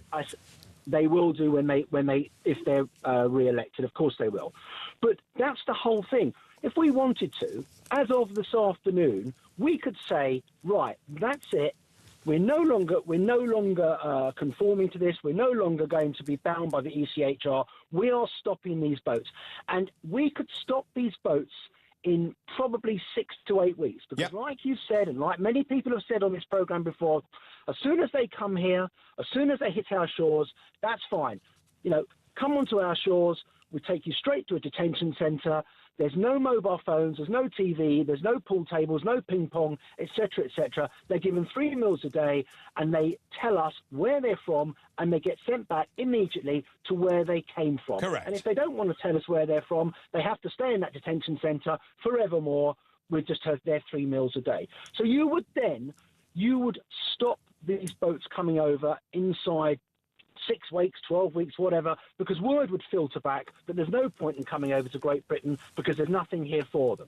And that, my understanding is that is the policy of all 3 right-wing parties. Fine. Well then, OK, maybe I'm corrected then. But what are they going to do with the ones that are already here? Dating back to where? Well, dating back to the last 6 or 7 years.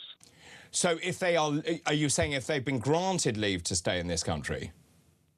Well, or even the ones that, well, let's say the ones that haven't been granted. Well, if they haven't been granted, they also will be deported. And do you think we have the manpower to do that? I think we have the budget to do that if we remove the illegal migrants, just in terms of the sheer amount of money that we are spending. The cost of private asylum accommodation, 2.7 billion quid. You can pay for a lot of border guards for 2.7 billion quid. Yes, yeah, you can, but you've got to recruit them, and you've got to then go and find these people and empty the hotels and empty the HMOs. Well, why don't you do what Trump did? If you seriously believe this is a national security emergency, you use the armed forces. That's what I was saying at the beginning of my conversation. But in order to do that, we'd have to use the armed forces, and we'd have to pretty much double our police force. Our police force can't cope with what's going on now. Agreed. So, you know, let's face it, our country is no longer really policed, is it? It's only policed on the most serious of crimes. Our jails are full. We won't even deport or remove foreign criminals from our jails, which we could, again, easily do. We could do that, but we don't. And in order to remove however many people it might be, 200,000 or 300,000 people, we need the manpower to do it, which means we've pretty much got to double our police force. Yep. And then you need the political will to do that. You need the political will for a party to come in and say, right, we're coming out of the ECHR, that's the end of it, we're very sorry, we're not interested in any more of that nonsense, and we need a massive recruitment drive on armed forces and police so we can reset our country. Because unfortunately, we need to reset this country, and we need to reset it in so many ways, not just immigration, but NHS, education, welfare, tax system, etc., etc. We need a reset. We need a 15-year reset. And in order to do that, we need a very, very strong and determined government. And what is the means to getting that? Is it for the right to unite, or for one party to take all the votes? Well, what have you got? You've got Reform currently on sort of 22% of the vote. You've got the Conservatives on 20%. You've got Restore maybe on 6%. So you've almost got 50% of the vote there if they were to unite behind one leader. That's the first thing. Correct. So that's what really needs to happen. They need to absolutely sweep into power. And how likely is that? I wonder. Well, it's only likely if they get together and decide that they actually want to save the country, because I'm afraid that's what we're really looking at and talking about. Because if you look at history, we went to school, and we learnt history, and we learnt about Henry VIII, or we learnt about the Napoleonic Wars, or we learnt about all these things that happened 200, 300, 400, 500 years ago. So who's to say that in 200 years from now, in the year 2226, children in our schools will be taught about this once great country called Great Britain that gave so much to the world, and during a period of 1975 to 2050, they destroyed themselves. Simon, I mean, the whole thing is so depressing, but thank you for such an erudite conversation. That's Simon in London. Lots of messages coming in. You keep saying, David, about the heat in hospitals, only because that's the story that I was reading. I work in a new prison. We have no aircon and a glass roof. That sounds absolutely hideous. Dr. B, this is Betty. Good afternoon. The NHS is still using our money to pay off all the PPP buildings, 53% non-medical staff and all the non-medical rubbish they do. For the same cash, everyone in the UK could have a gold-level private insurance policy, but then 500,000 useless non-medical people would lose their job, which is essentially enhanced benefits system at this stage, as most are home office, pretending to work or worrying about flags and toilets instead of operational issues like renting fans or temporary AC for the season. Thank you for that. Nick says all migrants should be placed in government buildings in Whitehall. Most of them are probably empty anyway, with most civil servants working from home. London is unsafe anyway, so another couple of thousand migrants won't make any difference. And one more. Dawn says, Dr. David, listening to this conversation re Crowborough with Kim is heartbreaking, particularly how the council work behind residents' backs. There are no prison spaces left. What will these greedy, ineffective, incompetent councils do when the citizens they are shafting withhold their council tax payments? As ever, a great show. That's Dee in Cheshire. Thank you very much for all of those. Keep your messages coming in. We're talking about a number of things. We've gone back to asylum seekers, illegal immigrants, and Andy Burnham doubling down on saying those wealthier areas need to take more responsibility for the illegal migrants. We're also talking about the NHS. What on earth do we do about the NHS? Can we reform it? Is it possible? Do we need to move to another system? 0344 499 1000. Text the word talk in your message to 87222. You can message us on X as well, at talkTV. After the break, I'll be taking your calls, thoughts and messages. This is Talk.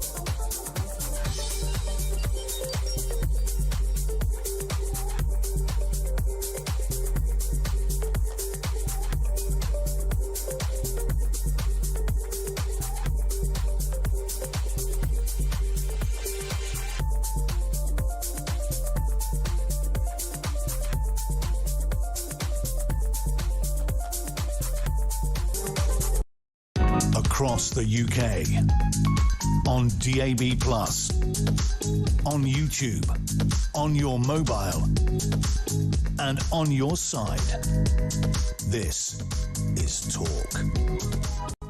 Hello, welcome back. David Bull in for Ian Collins this week and next week. This made me laugh. David, I was a nurse in the 1970s and 1980s. We coped in the hot weather and we were wearing uniformed and tights. We weren't in scrubs.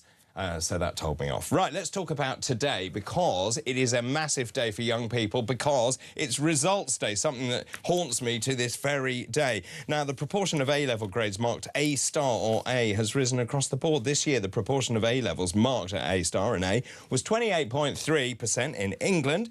That's up from 28.2. In Wales, it was higher, 29.6. In Northern Ireland, 30.7. So across the whole of the United Kingdom, 28.5% at A star or A. Now, these results are still lower than they were in 2020 and 2021 when exams were cancelled. And if you remember, of course, it was based on teachers' assessments and not on written exams. And then, of course, there was this concerted effort to bring them back down, and then the grading continued to go back to pre-pandemic standards. Now, one of the things that is particularly interesting about what has happened is boys have taken a record lead over girls in achieving A-star and A grades in their A-levels. And the reason that's so interesting is because for years we've been saying that we're failing boys at school. Male students surged ahead, securing the top marks for the second year in a row after being outperformed by girls for several years. Well, joining me now is Joanna Williams, author of How Woke Won and writer at The Spectator. Good afternoon. Hi, it's great to be with you. Yeah, thanks ever so much. Honestly, what a frightening day for these students. Do you know, some of them today were opening their results whilst live streaming. I could think of nothing worse. No, absolutely, I agree. And I think, you know, we can talk about grade inflation and who's done well, who's done poorly out of the results today. But I think you have to begin by taking your hat off to all the students and recognising how hard they've worked over the past couple of years. And I wouldn't want to say anything this afternoon that really takes away from the efforts that they've made. Totally agree with you. It's an extraordinary day, and actually many of them breathing a huge sigh of relief as they get the results. And we'll go on to talk about how many have actually got their places at university. So what about this thing about boys suddenly outperforming girls? What's going on? Well, I think it's a very interesting development, and it has to be pointed out it's only a very small lead. This is 0.9% that boys are edging over girls. And I think there's a number of different things at stake. I mean, one thing that's very interesting is just looking at the subject choices that students are choosing nowadays at A-level. So if you look over the past 5-6 years, subjects like maths, physics, chemistry, economics have really gained in popularity, and subjects like history and English literature have fallen out of favour. Now, personally, I think one reason for this is that students are hearing a lot about debt from going to university. They're hearing a lot about the dire state of the graduate labour market, and they're thinking what subjects are going to make them most employable when they leave university. And I think that's why probably more are opting for maths and science subjects. And we know that historically boys have done better in those subjects than girls. So I think that subject choice might be one reason. But I also think, and this is something that you hinted at, David, when you were talking about the impact of a pandemic, I think it's also a fact that boys do better in exams than girls. One of the reasons why girls did so much better than boys during the pandemic was because it was teacher assessment. And under the last Labour government, so going back to the 1990s now, they introduced modular exams at A-level, where rather than having one kind of sudden death exam at the end of 2 years, you'd have lots and lots of little exams. And that was often combined with coursework. And again, that tends to be something that suits girls better. They're kind of more diligent, more hardworking. You know, they sustain an effort over 2 years, whereas the kind of high stakes, you know, swat up the night before, that tends to suit boys better. So I think we've had some quite big changes in the nature of our exams over the past few years. I totally agree. The reason I'm grinning is because I know that to be true. Boys love the cut and thrust of it. They're lazy throughout the year. Also, we were talking about the fact they mature later anyway. Girls are very diligent and they'll do all the coursework. Boys don't want to do that. The other thing that I thought was fascinating was the boys choosing STEM subjects, so science, technology, engineering and maths. And of course, they tend to appeal to boys. And I wonder if that's because they are practical, they are sort of solution-based. You tend to know if you're right. Certainly when I was doing maths, you know whether you've got the answer right because you can work it backwards. There's a lot of truth in that. Again, it comes down to perhaps, I mean, I risk here revealing my own ignorance of these subjects like maths and science and my own biases. But you know, again, they're subjects where you can swat up and you can learn a list of facts and you can be right or wrong. Whereas history, English, it's asking for your interpretation, for your kind of broader understanding. It's not like, you know, learning 10 facts about Wuthering Heights will get you an A-level in English literature. No, I agree with that. I mean, I love facts, as you know. Computing remained the most male-skewed subject with 81% of entries. That was followed by physics, but arts was the most female-skewed with 91%, followed by English. So obviously the choice of subject is really important. Let's look at the numbers getting into university, because a record number of A-level students have gained a place at university. More than 250,000 school leavers in England, Wales and Northern Ireland have gained an undergraduate place at university or college this year. Congratulations to them. Interestingly, the elite universities have lowered their entry grades to recruit more British students into their institutions to try and repair the finances. We know that international postgraduate students are actually declining, so they have to make ends meet. I'm delighted for them. I'm not sure university, though, is the right solution for all kids. I agree completely. I mean, I think I think it was a big mistake to set a target of 50% of young people going to university. Again, you have to go back to the previous Blair era when that decision was made. And I think we've turned universities into businesses, we've turned students into customers, and we've sent more and more of them to university when it's not been appropriate for all of them. But, you know, I feel really, really sorry for 18 and 19-year-olds today, because I do think they've got a very difficult decision. There's lots of criticism now about people going on to university, and rightly so. You know, we've just said ourselves that it's not always appropriate and doesn't always lead to the best job prospects.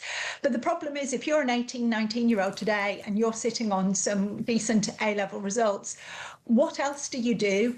Because it's not as if there's a thriving labour market for 18 and 19-year-olds. We talk a lot about apprentices. You know, I think apprenticeships are brilliant. I would love it if there were high-quality apprenticeships available for every 18 and 19-year-old who wanted one. But sadly, that's just not the case.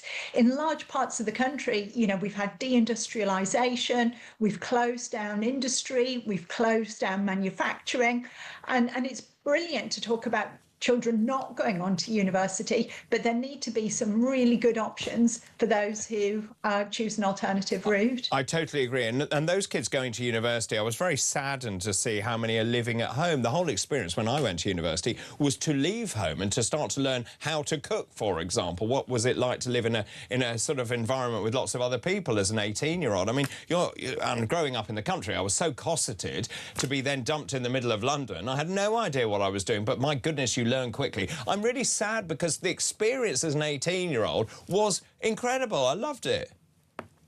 I think you're absolutely right, and it was how I grew up. I mean, I'm very, very fortunate in a way, you know, to leave home and to get the A-level results and to have been able to have had that experience. What worries me about this discussion is that a lot of it's been put down to finances, and I'm sure that's a huge part of it. But I wonder if there's actually a bit more at stake as well. We've created a generation of teenagers who are very preoccupied about their mental health, very intent on avoiding stress and pressure. Moving away from home sometimes just seems a little bit stressful, a little bit scary. And rather than giving them the nudge and the confidence and saying, go on, you can do it, go for it, we are wrapping them up in cotton wool and saying, no, actually, it's better and safer. Stay at home where you can be looked after. Have your mum still cooking your tea for you, and don't need to worry. You can put off kind of growing up for another 3 years. I mean, that's my worry. I do get the financial pressures, but I also worry that there's a little bit more to it than that. I would agree entirely with that it's a big decision to leave home. I remember being absolutely terrified as an 18-year-old coming to London. But of course, it's very good for you in the long run because it teaches you self-sufficiency. For example, I learned how to budget with very little money at that time. The big difference for me was I didn't pay tuition fees because I'm that old. Yeah, no, and again, Snap, exactly the same. But the problem is how you see moving away from home at that time. You know, you can see it as something which is very daunting, potentially very scary, but you can also see it as a really exciting thing to do, a real adventure. And I think it is tough for students if they want to do that. But there are loans that do cover a substantial part of the living expenses. Now, I think it's wrong that we saddle a generation with so much debt. I do too. I absolutely do. I think it's very morally very wrong thing to do. But obviously, that's the trade-off for having so many young people going to university. And I just think if somebody wants to stay living at home, that's absolutely fair enough. But like I say, I just hope they don't do it because they think it's going to be a scary thing. I mean, well, I was going to say, Jeremy Clarkson every year sort of tweets the same message, which is, you know, I got a C in 2 U's. And I think in 2014 he said, and I have a Mercedes-Benz. In 2015 he said, and I have a villa in Saint-Tropez. 2016, I'm on a super yacht. In 2017, I'm having my chef preparing truffles for breakfast. I've now got Range Rovers. I mean, that is the kind of story I think that does need to get out, which is academic qualifications are not everything. You can go on to be incredible. My whole raison d'etre is that I believe that kids need to follow their true heart. Do stuff that you enjoy, that you're passionate about, and success will follow you. No, I couldn't agree more. I've got to say, there's not an awful lot that I agree with in relation to the Labour Party nowadays, and particularly in relation to Andy Burnham. But the one thing that he has said over the past couple of weeks about valuing the hard hat as much as the graduate cap, I actually think that is a sensible position. I think, unfortunately, it's the Labour Party, again, and we go back to Tony Blair and his 50% graduate target that did a lot to undermine that. But I think, in theory, the idea that we should be celebrating and rewarding people from all manner of occupations is really, really important. Certainly, if my central heating goes in the middle of winter, I'm going to be valuing a plumber or an engineer far more than a Latin graduate or a history graduate. Well, let me tell you, my plumber goes on holiday far more than I do. He's never here. No, well, good for them, you know, and good for Jeremy Clarkson. But I do think he's a little bit unusual, perhaps, in that regard. You know, we could all aspire to that lifestyle? Well, that's a whole different conversation. Really good to talk to you, Joanna. Thank you ever so much. Joanna Williams, the author of How Woke Won and writer at The Spectator. Let's take a call now. Ian is on the line from London. Good afternoon, Ian. Good afternoon and welcome back to Talk Radio. Yes, thank you very much indeed. A very small 14-month absence. Saturday mornings are not the same. Well, haven't been the same since. Thank you. Well, I was told I'm far too well dressed at the moment. I should be back in my flowery shirts. I'm not quite. Whatever you want. Well, thank you. I was always very Larry in shirts as well, so don't worry. Thank you. That's very sweet. Very, very quickly. Yes. First of all, I've got. He's like a stepson, right, who did a master's degree in chemical engineering. Wow. He cannot get a job. Why? Because he suffers with ADHD and dyslexia. Now, to get to that point with those two in mind, he's got to be something special. Yeah, I agree. And this is the problem with university. University is just a money-making scheme for the universities, and it was a way that was brought out by Labour when they were saying, let's get the ones that have not got ability to get the availability of jobs. I'm trying to put that, if I've done it the right way. When kids were at school, if they had ability, they would always get a job when they left, to a degree, yes? Yeah. The ones that really didn't have much ability, they couldn't get a job, whether it was in Sainsbury's, Tesco's or whatever. They couldn't do it. So if you take out of the pot the ones that have got ability, it means that Sainsbury's, Tesco's have to take on what is available. Right. And then it goes on. Then they go to college. And again, the ones that don't want to go into university, they get picked up for jobs. But by the time it comes to the end of university, they're expected to find the job. But nobody told them, oh, yes, you're doing a media degree or you're doing a sports degree. There's a bit availability to 500 jobs, and you've got 50,000 that are looking for that job. And the trouble is that when they leave university, and I don't care, my nephew did it as well, they are so up their own backsides, I hate to say it, that they demand the job in the area they studied. Yes, I know.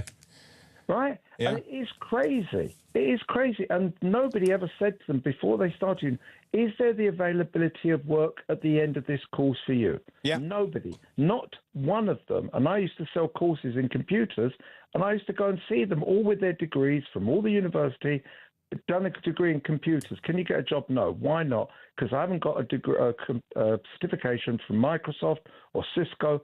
that is actual practical knowledge, not theoretical. And how many sorry? No, I was going to agree totally. I was talking to some new young graduates who had done various degrees, and their response absolutely flabbergasted me. They said, "I'm not taking my first job unless it pays over 50 grand." I nearly fell over. Because the point is, unless they're getting 50 grand or minimum, let's say 30 or 40, they're not actually earning, because then they've got to start paying back the student loan. Yeah, I so get that. That's why they won't do it. And the real sort of problem is this government are all of a similar sort of mindset in some way. What they don't realise, and you'll see my point in a second, they are people, they're turkeys voting for Christmas. The more they're letting in all these illegals, those illegals in the end will start voting for their own parties. Correct. Right? Yeah. So quite simply, all these Labour MPs that think they're doing a great thing, they won't be going, because it'll be the Muslim party or the Palestinian party. Or so they won't have a job. And we are seeing that already. I'm sorry. It is. It's crazy. But they don't care, because as we saw in the last election, I can't remember, there was a Labour MP that was supposed to be very big. He's the one that was the health or so in Leicester. Right. I can't remember his name for a second. And everybody thought he'd walk it. But he got voted out. And there were others like him, but he was supposed to be a major player that was going to come into the government. Well, you're right, and you're seeing the rise of sectarian voting, and I think that's very worrying. It is. The whole thing is worrying, and as a Jewish guy, it's worrying even more. But bless you, sure. I know your feelings on the matter, David, and it is just getting worse. And to anybody who's listening, just look what's happened to those two women that have disappeared in Austria. Ian, always good to talk to you. Thank you very much indeed for your call.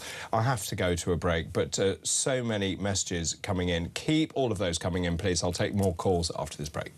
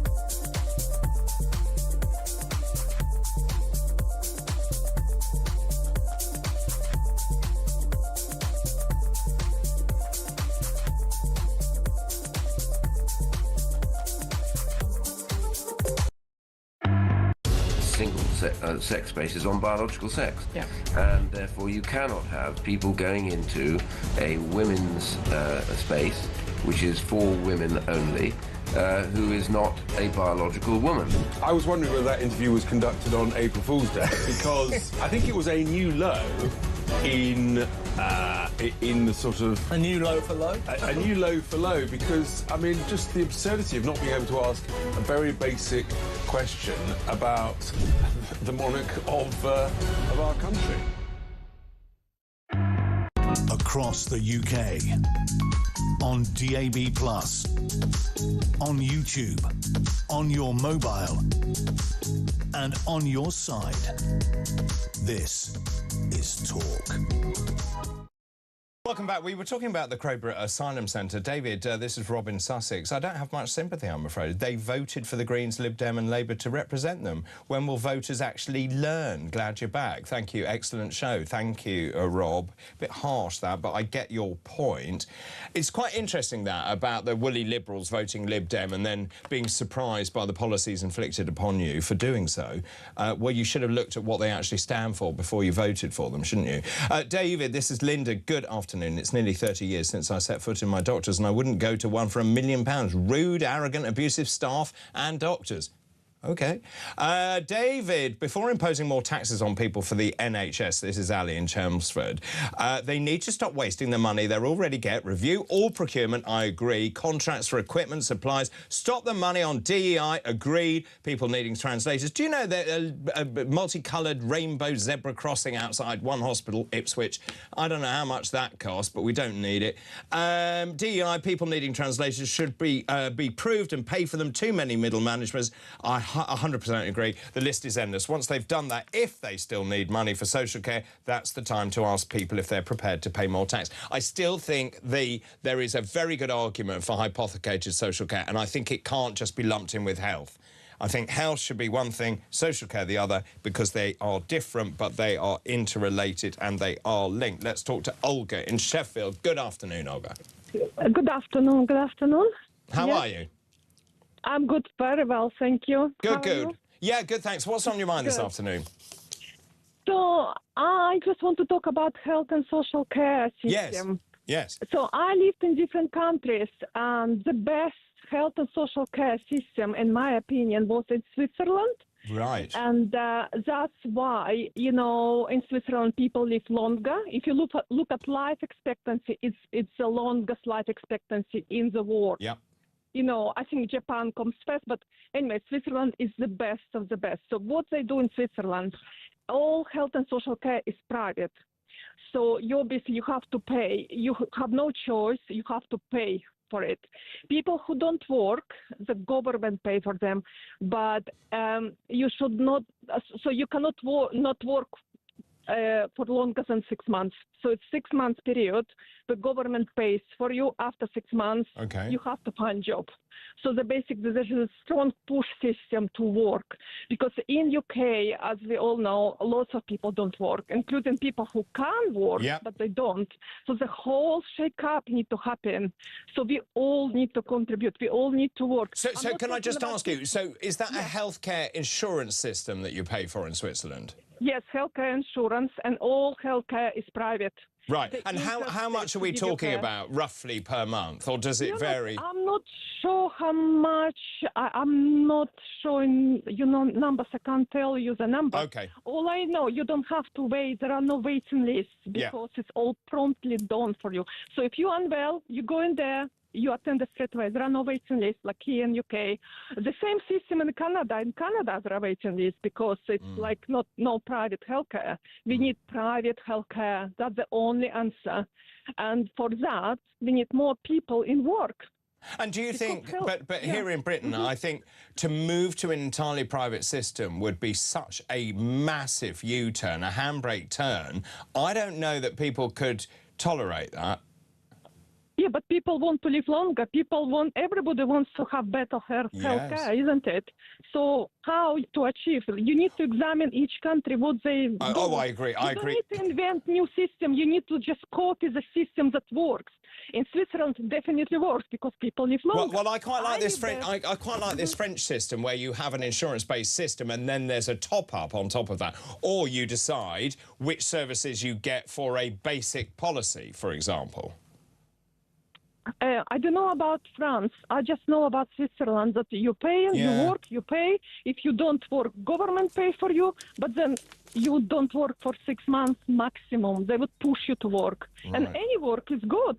Cleaning is good. Any job is valuable as long as you receive payment. 100%. But in UK, it's just a big problem with benefits. It totally is. Olga, so sorry, I've got to go to a break. Olga in Sheffield, thank you so much for getting in touch. That's very interesting. I'll look up Switzerland's healthcare system because the more I know, the better. Right, we'll go to a break. After the break, I'm going to be talking about Labour's policy on banning 0 hours contracts. This is extraordinary. It's going to cost companies up to £3 billion. I'm going to talk to Kate Nichols, who is the CEO of UK Hospitality. This is Talk.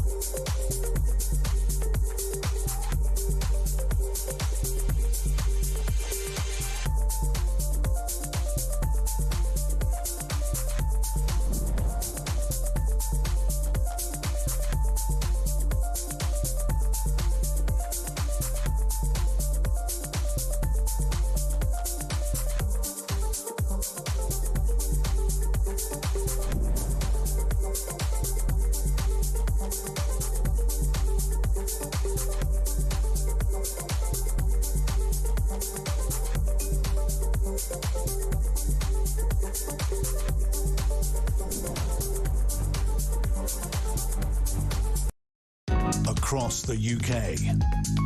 On DAB+, on YouTube, on your mobile, and on your side. This is Talk.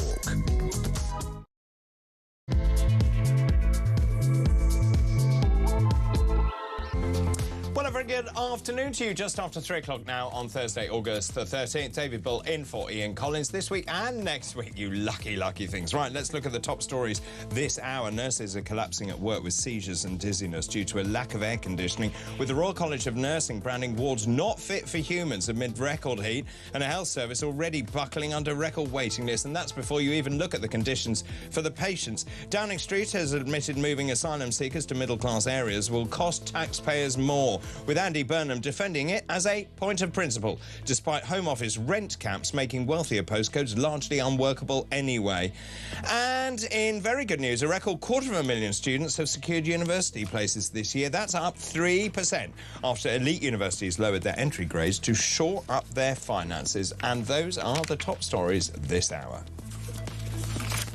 Well, a very good afternoon to you. Very good to have your company this afternoon. I want to talk about something else, which is the law of unintended consequences. And I'm really talking about Labour's policies. I could list them where they've come up with a policy they believe will be beneficial, and yet the consequences are so far-reaching because none of it has been thought through at all. I could talk about the rise in employer national insurance, for example, 13.8% up to 15%. And now we're going to talk about the ban on 0 hours contracts. Well, the Labour Party pledged to ban, as they call it, exploitative 0 hour contracts. It was in their manifesto.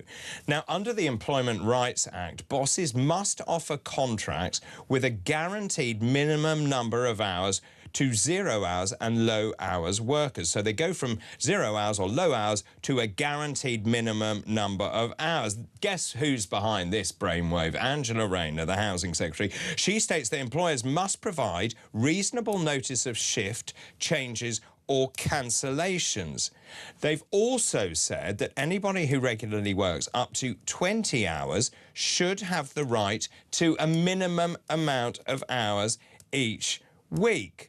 Now, the government is now looking at whether that threshold needs to rise. So does it mean that they should set it as high as 40 hours per week as part of a consultation? Now, when you do the maths on that, there are 26.2 million people who are working a 40-hour week, and there are 1.24 million people employed on 0 hours contracts. Now, I talked about the law of unintended consequences. Well, whilst it sounds nice and fluffy and it gives employees some sort of protection, the cost is utterly eye-watering. It could be as high as £3 billion a year on businesses, and that is not according to a third party, that's according to the government itself. Well, joining me now is Kate Nichols, OBE, who is the CEO of UK Hospitality. Good afternoon to you. Good afternoon, David. Is it fair to say that I think the government had the best intentions? They wanted to protect people on 0 hours contracts, but actually none of them in the government have ever run a business? Well, I think you're right. There is a good intention here. We want to end exploitative practices. It is right and fair that employees are protected and that we encourage good practice in employment. You don't want people turning up for work and being sent home because there's no work and not getting paid.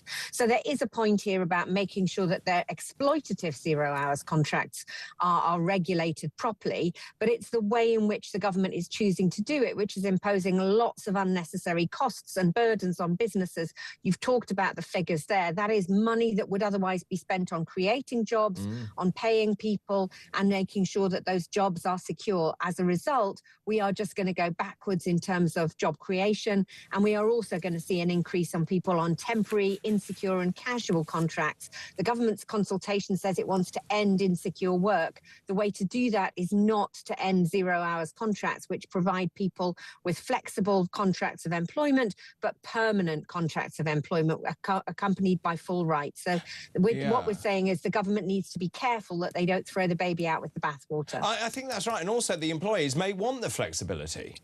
Absolutely. That consultation document, that impact assessment that you quoted previously, that shows when a survey that the government did, so these are not my figures, these are the government's figures, 73% of people on 0 hours or low hours contracts said that that flexibility meant that they could fit work around their lifestyle. 60% of young people said that it was essential to allow them to work while they were studying, while they were in education. This is flexibility that employees want. And in our sector, where businesses do offer guaranteed minimum hours contracts, 90% of employees turn them down because they want the flexibility to be able to refuse to come into work or to choose to manage their work for 2 hours 1 week, 40 hours the next, nothing for 3 months. That's the kind of flexibility that a permanent 0 hours contract provides. Is it fair to say, and UK hospitality is on its knees anyway, really struggling, is it fair to say that part of the problem is people who are legislating have never run any of these businesses? Hospitality is a very difficult business. It is very difficult to predict how many staff you need or what sort of rotas you need or whatever, and employers need the flexibility to be able to adapt and change, and my real worry about this is that what will happen is employers just won't employ people. I think that's inevitably going to be the outcome of this, because this is £3 billion of extra costs per year for an employer. That's on top of the £5 billion costs we've seen over the last 2 years in employment legislation, minimum wage and NICs. So we are seeing a significant increase, and it doesn't take a rocket scientist to work out that if you put the cost of employing people up, we are going to see fewer jobs. 120,000 jobs lost in hospitality over the last 18 months. 2/3 of all jobs lost across the economy, and 2/3 of those are young people in the sort of 18 to 24 bracket of NEETs. So this is simply taxing these jobs out of existence, regulating them out of existence. And if we're not careful, we will see this as a further consequence of 0 hours legislation. And it's not understanding the way in which these businesses that are seasonal, that are flexible, that require and demand a lot of scaling up and scaling down, the way in which they work and need to operate. And if you put that figure, £3 billion annual costs to the employers, that is the equivalent of employing 140,000 extra people at entry-level jobs on the living wage. And that's the cost of this legislation. The government says, and it is a consultation, these measures will support growth through improved worker well-being and engagement, increasing productivity, encouraging better workforce planning, creating a more level playing field for employers who already provide secure and predictable work. These benefits, however, are hard to qualify. This sounds like a total sort of guff from central government, as far as I can see. Well, at least they are starting to do a cost-benefit analysis, but we can see all the costs. We can see very little benefit. And for good employee relations that people already have, this will add costs and regulation to an employment contract that is already operating effectively, which is operating at flexible needs for the worker, providing them with the opportunities for work. This will simply remove opportunities from those furthest from the workplace and those that need flexible working. So the UK government, is it listening to your organisation? We are having good dialogue with them. We share the objective of making sure employees are protected. Our disagreement is over how it is being done and the regulation and red tape and the costs that go alongside it. We urge them to double down and work with us to make sure that protections are introduced without costing jobs, because ultimately £3 billion of extra cost will cost extra jobs, and we will see greater job insecurity. People will be moved back onto temporary, casual, short-term contracts. And what, in your view, is going to be the outcome of this? If they are in a consultation, if they are listening, if you have great dialogue? If they continue to work with us, then there is a way that these proposals can be rethought so that they don't introduce that high level of cost without the real benefit to employees. There are still ways of working that can introduce this in a way that meets both needs, in particular allowing employers only to have to do the reference period calculations once, and for part-time workers, not all of their workers, and also making sure that at the end point they can offer flexibility and that people are still allowed to keep their 0 hours contracts if they want to. Do you think it is fair of me to make that assumption that part of the problem, and I see this across all the policy portfolio, the government and many of those ministers have never, ever run businesses? I think that is a challenge. I think that's why they need to work to make sure that they have business groups in, advising them and working with them. And it's not just ministers, it's civil servants as well. They need to be encouraged to talk to the businesses that are directly affected so that we can understand how our businesses work, how they need to operate. You know, no disrespect to anybody at all in the civil service, but they have worked in an office environment which is largely 9 to 5. They haven't had the experience of dealing with hospitality, leisure, tourism, retail. I was on a program earlier today with funeral directors who have the same challenges, people who move house, removal men. We all need to rely on flexibility, and it is better. I share the objective, end job insecurity, make sure people have a reliable job, but the way to do that is to allow permanent 0 hours contracts to continue. Kate, really good to talk to you. Thank you very much indeed for your time. That's Kate Nichols there, OBE, CEO of UK Hospitality. Let me know your thoughts on that, please. Well-intentioned, but the consequences are pretty vast if you're going to then thump businesses with £3 billion on top of the expenses that they're already incurring. Nice to see you back, David. This is Paul in Worcester. Hi, Paul. Nice to see you. Right, medical stuff. You tried to justify something a few years ago, did I? The amount of fit persons that GPs signed on to benefits, millions of pounds a week. I was trying to probably be on the side of the medics, where I probably said something like it's very difficult for the GP to be the gatekeeper to all of the benefits because they're the one that actually has to go through it, and they're already busy dealing with clinical cases. And talking to many of my friends who are still practicing doctors, it's something that they really struggle with. David, this is Carl Rudkin saying, remove tattoo removal from the NHS. It's an absolute waste of money. I was talking about nurses sweating and having seizures because the buildings are so hot. David, this is Lawrence in Bolton. Good afternoon. I work in a plastic injection moulding factory. I'm a tool maker. The machines run on production all day at 250 degrees C. Crikey. We have no air conditioning. The tool room has no windows. All we have is the shutter doors open. We all want the NHS to function well, but I would defy any nurse to complain after a day at our place. OK, well said and well corrected. Let's talk to Karen in Bournemouth now. Good afternoon, Karen. Hi, David. Good to hear you. Yeah, and thank you very much indeed. Right, what's on your mind this afternoon? Well, it's looking at the NHS. Oh, yeah. I think we need a three-pronged approach, i.e. you need to look at the ward situation. Yeah. And how to organise the ward and simplify that situation. In what way? In the fact that things seem to be replicated. OK. An awful lot. You've got nurses walking around with clipboards that I'm not quite sure what they're doing. I would agree with that. You've also got to look at the management situation. Cancel DEI. Yeah. Altogether, because that doesn't do anybody any good. No. You've also got to look at an army-style logistics for things like procurement, organisation. You know, if the army do it, they do it properly. So instead of having this sort of competition between trusts, they need cooperation between trust in procurement and everything else. Like, what's the point of having a pack of medicine that if once you took 2 pills out, the rest gets thrown away?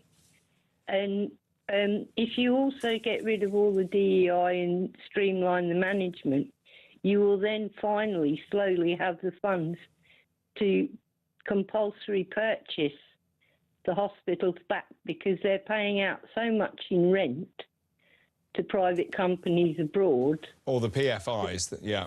Yeah, and that could then be ploughed back in. And if you approached all three at the same time, I think you could probably get a comprehensive way of working the NHS. Unfortunately, they seem to sort of each look at their own section, but they're not coordinating all the other sections with it. I mean, I think you make some great points there. I've had these conversations before with friends of mine who run hospitals, and certainly back in my day, the NHS procured as one NHS. So they bought in massive bulk, so they secured enormous discounts on things. And then when the trust system was brought in, which I think pretty much happened when I was training, the trust then procured separately. Now, proponents of smaller organisations will say, well, therefore you can sort of wheel and deal, and you can get better deals and you can go to different providers. I'm not entirely sure that is true. I think one of the other things I would look at is the amount of waste that goes on. And I've used this example before, where if you run out of green needles, and I know that this has happened because I've seen it, then bigger kits are open to try and find a green needle, for example, which doesn't exist, and then that whole set is wasted. Also, I quite like to look at the amount of medicines that is wasted as well. So when patients no longer need those medicines, what we do with that. All of this is very complicated stuff, and it is a huge organisation to turn round. I think one of the other things that we need to look at is the number of beds, just in terms of how many there were. I think we used to have something like 300,000 beds. I think it's now down to about 200,000, and yet the population has increased enormously, so we've got 67 million people in the country. So, again, huge complications. Karen, if there was one thing that you could do, what would be the overriding thing that needs to change tomorrow? I think the procurement side has to change. Yeah. Because once you've changed the procurement and you've saved that money with the procurement, which, like you say, is an awful lot of waste. There is. Then you can quietly rebuild the other bits. Yeah. You know, you can't do any of it overnight, obviously, but if you can reduce the procurement costs. And let me just ask you, so finally, if I may, Andy Burnham, and this is one thing I do agree with him on, which is I think the key here is social care. A lot of money in the NHS is spent dealing with social care, elderly people that can't be placed anywhere. We've seen them left in acute hospitals, for example, or they're cared for in the community. If we could solve social care, that would take away a lot of the burden from the NHS. If the government then said to you, right, we're going to add another tax, but it goes exclusively to social care, would you accept that? Well, I wouldn't believe it, because they would promise it. I doubt if it would happen. But yeah, they'd nick it. If they had property locally that they could offer older people's homes and, you know, to like a second stage through before they actually got home, they would be out of the hospital. Yeah. So that would be able to keep flowing. I mean, certainly when I was a junior doctor, we could discharge people to step-down hospital, community hospitals, but they've all gone. Yeah. They've all gone. Yeah, but I mean, all they'd have to do is open a couple of homes locally, you know, and set them up locally so that they're dealing with that specific hospital. And obviously, you know, I live in Bournemouth. There's a lot of more older people. Of course there are, yeah. A bit more.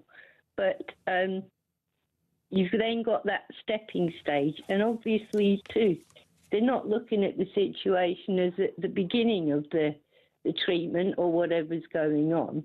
Nobody's looking at the future. Will they need...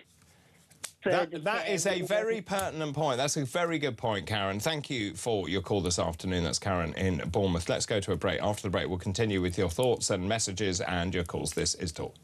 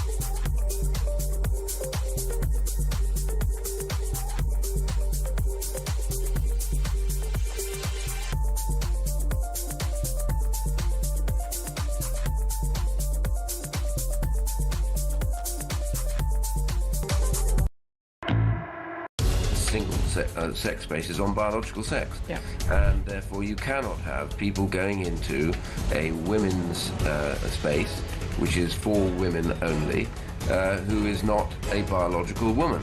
I was wondering whether that interview was conducted on April Fool's Day, because I think it was a new low in the sort of... A new low for low? A new low for low, because, I mean, just the absurdity of not being able to ask a very basic question about the monarch of our country.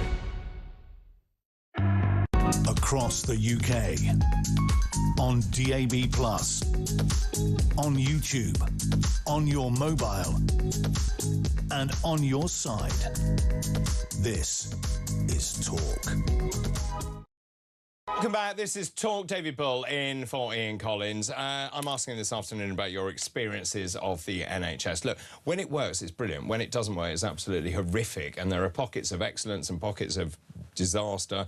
And I just don't know what you do with it. And the amount of money we're hosing into it isn't giving us the outcomes that we should be getting. You know, there's a lot talked about our NHS. It's world leading. No, it's not. It can be. Some parts it is. There are brilliant clinicians and brilliant nurses, and just it's just dysfunctional as far as I can see. And it's very dependent where you live. What are your experiences? 0344 499 1000. You can text the word talk in your message to 87222. You can message us on X as well at talkTV. You can WhatsApp us as well. On the line now, Jerry from North Yorkshire. Good afternoon. Hello there, David. Hello. Well, my experience as a supplier into the NHS is that the NHS are not in any way an organisation. There is no organisation within the NHS. Right, go on. You deal with 200 plus trusts, and each one is its own little fiefdom. Yeah. They've all got different ways of doing things.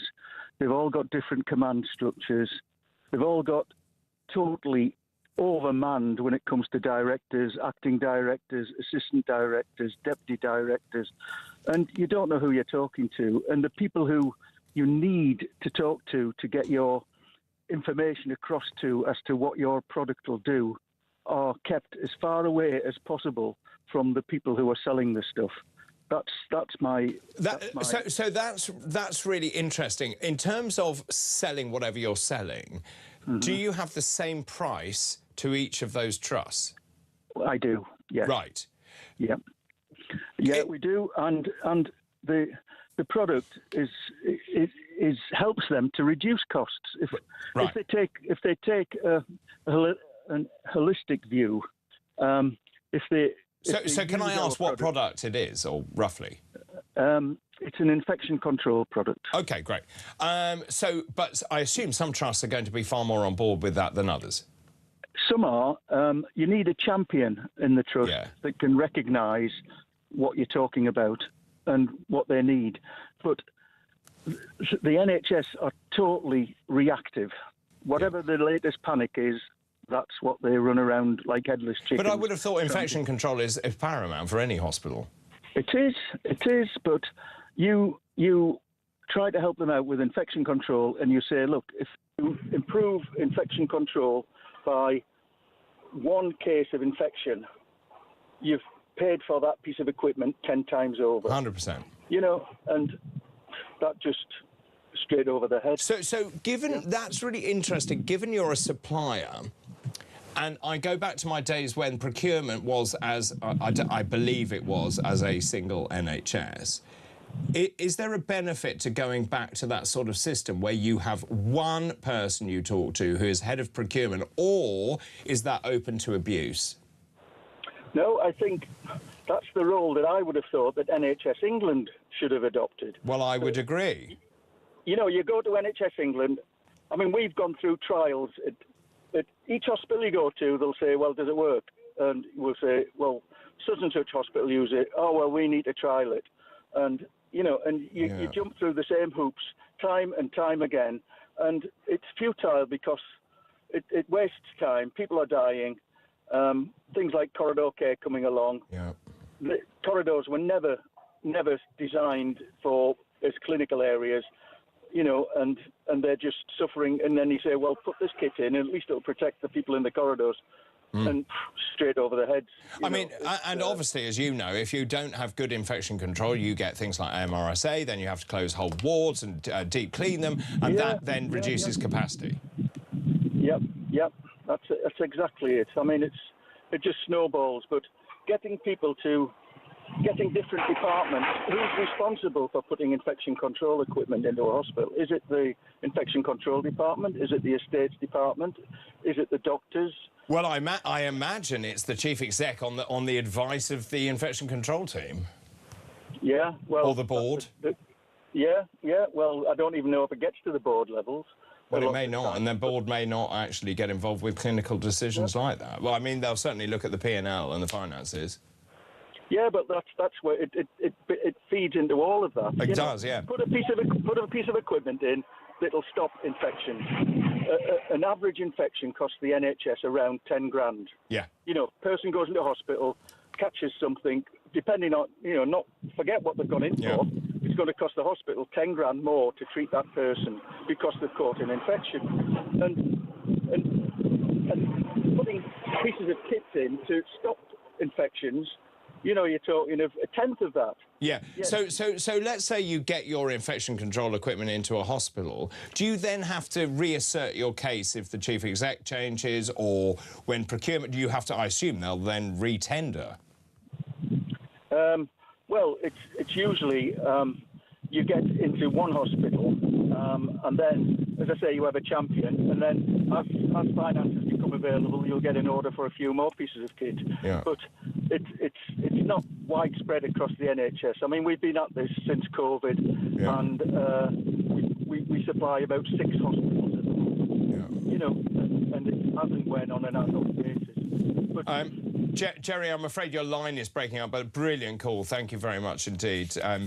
Right, let's just read some of the messages that's coming in. David, there are too many people in this country for any of our infrastructure, be that health or road or rail or water or schools or prison. You won't solve any of the above anytime soon. Oh, that's cheery, isn't it? Elaine. The NHS should not be doing stupid gender reassignment surgery. For a start, if you want that, you should be paying for it yourself like any other cosmetic surgery. I'm not even going to go into that one, but they will push back and say it's not cosmetic, it's, et cetera, et cetera. Steve, if you were to stop paying illegal immigrants benefits, send them straight back from whence they came, channel the money, save from this ludicrous situation into the NHS, 2 birds, 1 stone. Agreed, totally. The amount of money we are hemorrhaging is just absolutely extraordinary, and someone needs to take a grip of this. It all comes out of public finances, and I still think the question has to be asked about, whether people are prepared and how much they're prepared to pay for the NHS. And I think it's also worth looking at other countries, other systems, and what you get best outcomes in. And France is a good comparison, I would think. Other countries, Switzerland, I'm keen to see, and we had a caller earlier talking about Switzerland. I know nothing about Switzerland's healthcare system, but all of that needs to be looked at. It just seems to me that we have an ostrich mentality, and when you get different secretaries of state of health going in, they've got their own ideas, and we seem to reinvent the wheel every single time we do it. But again, we need to be looking at outcomes rather than, like, for example, in procurement, which we just talked about. I think we need to be much cleverer in terms of procurement. So the answer to the question, I think, is very difficult indeed. So the question I have for you this afternoon is, does the NHS need radical reform? And if it does, what would you do as your first measure? Is it procurement? Is it actually accountability? Is it to amalgamate the super trust, which I think is probably where we're going? So we started the NHS as one organisation, it got all fragmented into different trusts. We're starting to see trusts by each other, and we're going back into super trust. So we're almost back to where we started. But don't get me started on that. Call me 0344 499 1000. You can text the word talk in your message to 87222. You can message us on X as well at talkTV. You can WhatsApp us. You can send us a pigeon. However you want to get in touch. This is Talk.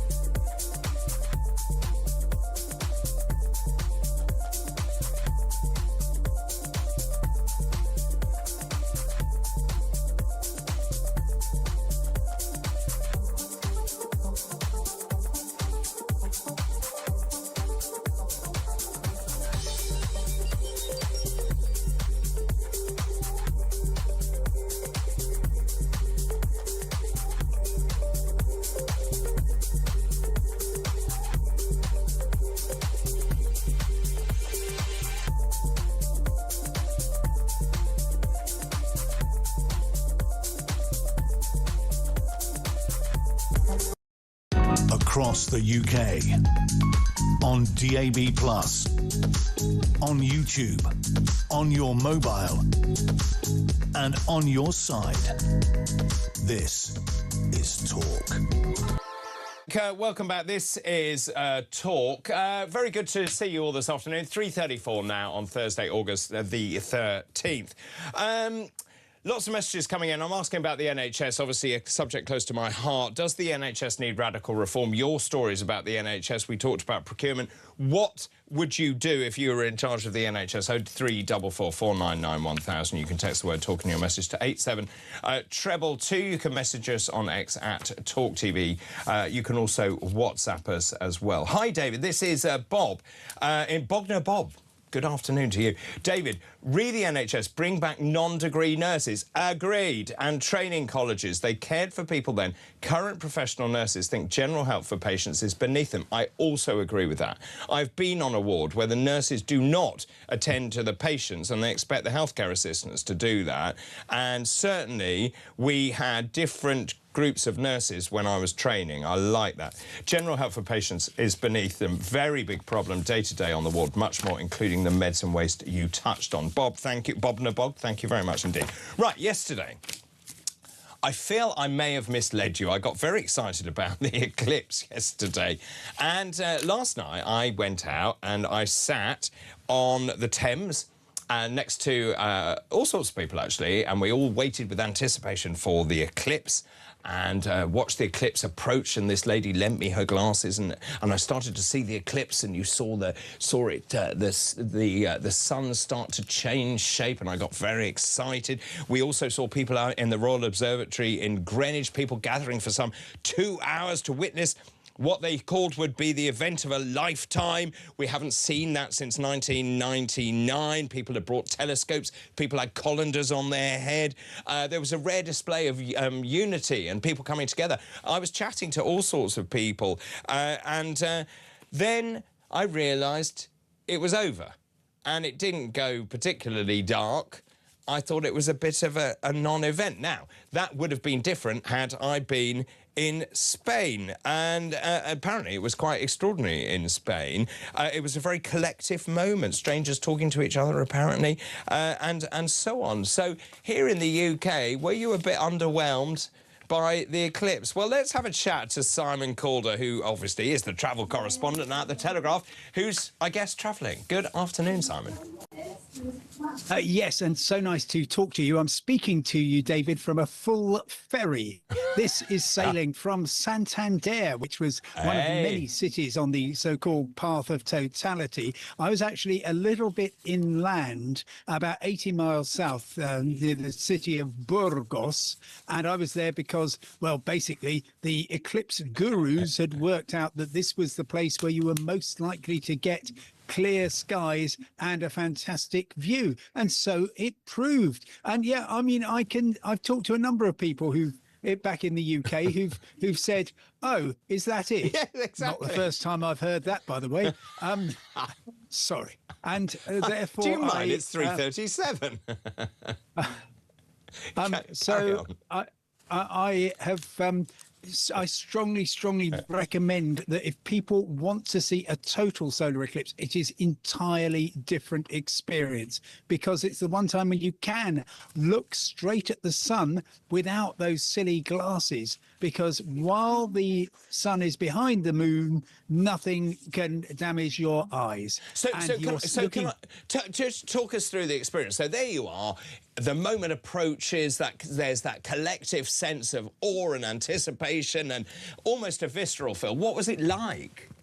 Oh yes, well that's it. It is just so spooky, because there you are, you've got a full sun, and from the moment it starts, the moon starts nibbling away at the sun, and then gradually over the course of an hour it just gets further and further across the surface of the sun until you've got this tiny crescent, and then suddenly it is totality, and for the next 105 seconds you are staring deep into the heart of the cosmos. It is an extraordinary feeling.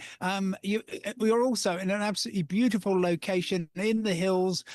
In every direction, it seems to be sunset. Everything's really still really cold, and then after that, it gradually comes back to life, but most particularly with this effect called the diamond ring. And that is when the sun is actually bursting through from one of the very deepest valleys on the moon, and it's just coming through that valley, and it looks just like a diamond ring for a tantalizing couple of seconds.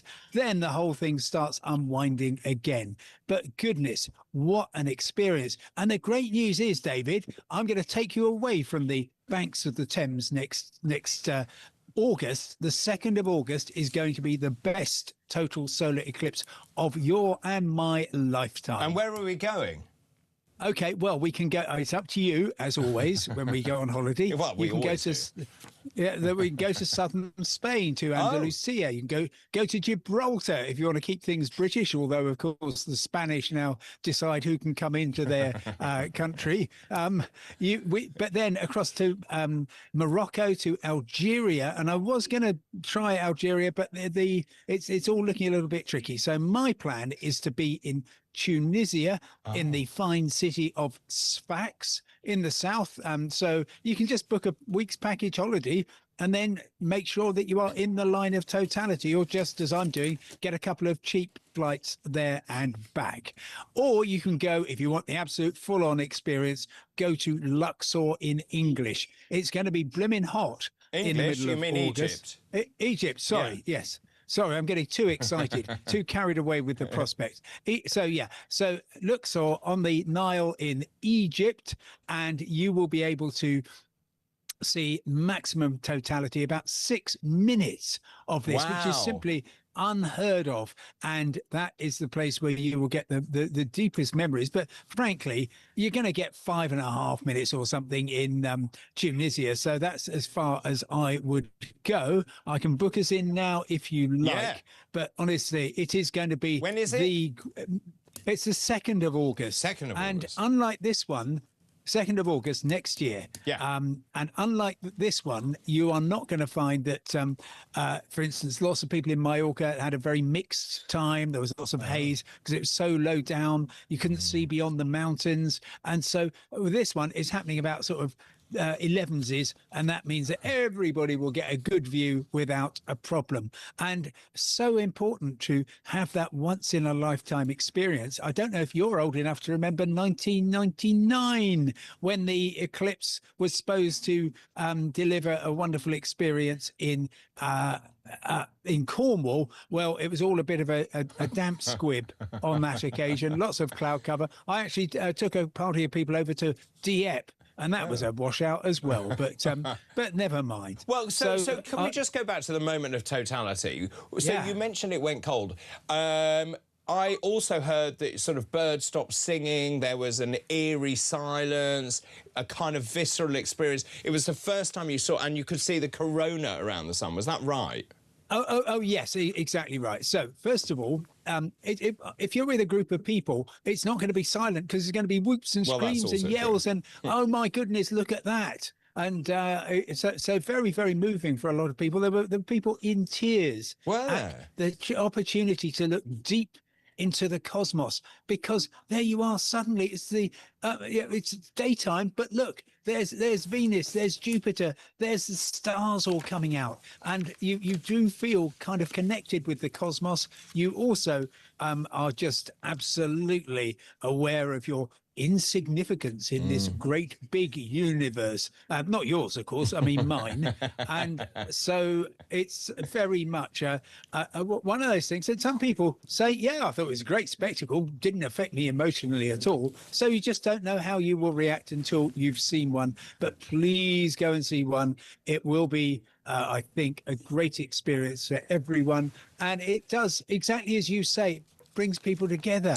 You know, the party atmosphere afterwards was just amazing. Everybody elated, so excited at the prospect of having seen this thing. And it's let me I don't. I know it's 3:45 in the afternoon there now, but the difference between a partial eclipse and a total solar eclipse has been described as the difference between a peck on the cheek from your aunt and a night of passion with your lover. Oh, there right. we are. Well, so it is the real thing. Well, that would explain a great deal. The one thing that came to mind, I don't know whether we've got the clip that I can play you, but do you remember, you asked me if I'm old enough, but do you remember that in 1999 there was a brilliant advert for the Jaffa cakes? Do you remember that, where the teacher's ready to explain? Let me just play it to you. The teacher's explaining to the children what an eclipse is all about. Here we go. Good morning, children. Good morning, miss. Full moon. Full moon. Half moon. Half moon. Total eclipse. Total eclipse. Good. Now, let's do it one more time. Full moon.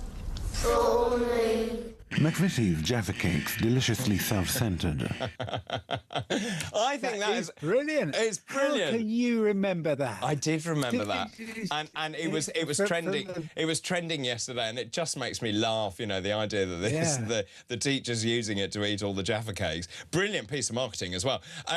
We've also got another clip, I think, as well. Have we got another clip of a skateboarder? This was a brilliant stunt which was carried out by a Spanish Olympic skateboarder.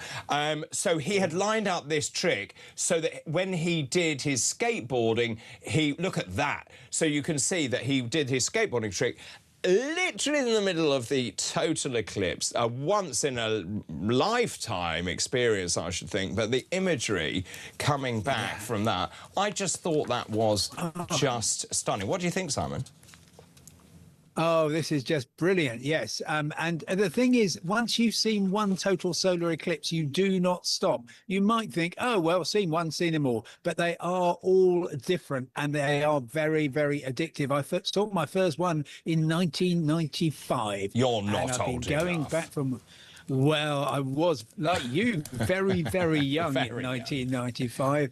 I think we may have been at school, infant school together, nursery school together. We were. Yeah. But yeah, they are great. And whether you know, many people do. I spent a fortune on a proper scientific run trip, which was great, but you don't need to. If next year, I'm just going to get cheap flights to Tunisia. So it's interesting you say that it's almost addictive. I saw an interview with John Coleshaw, the impersonator, yesterday, and he was on a boat, and he also goes to every single one around the world. Oh, sure, yeah. I mean, I'm not as addicted as that. I'm not going to go, for example, to Svalbard in the far north Arctic, as some people did, to see a total solar eclipse. But if it's handy and if it's part of a wider trip, because you are the moment, I guess, is going to make all those miles worthwhile. But there was, for instance, a couple who've flown over from Melbourne, Australia, 11,000 miles in order to see the eclipse. Which they had a wonderful time, but it's part of a wider trip. So yeah, make it into part of a wider trip. So I'll take you on a tour of Tunisia, and then we will make sure we're in position for the eclipse. 11's is on the 2nd of August 2027. Do not back out on that deal, Simon. I won't. No. I won't. I'm looking forward to it already. Me too. I'm packing as we speak. Simon, really good to talk to you. Simon Calder there, travel correspondent at The Telegraph. Do you know, yesterday I was also talking about very enterprising people. They bought all the eclipse glasses for, I don't know, not very much, and then they were selling them for £10 each to unsuspecting people, and then they went up to £100. So someone made quite a lot of cash. Anyway, there we are. The message, I think, loud and clear from Simon is that you need to go and experience a total eclipse, and so we're all going to Algeria next year. Right, we'll take a break. I'm asking this afternoon, does the NHS need radical reform? Maybe your experiences of that eclipse, whatever you want to talk about. The number 0344 499 1000. This is Talk.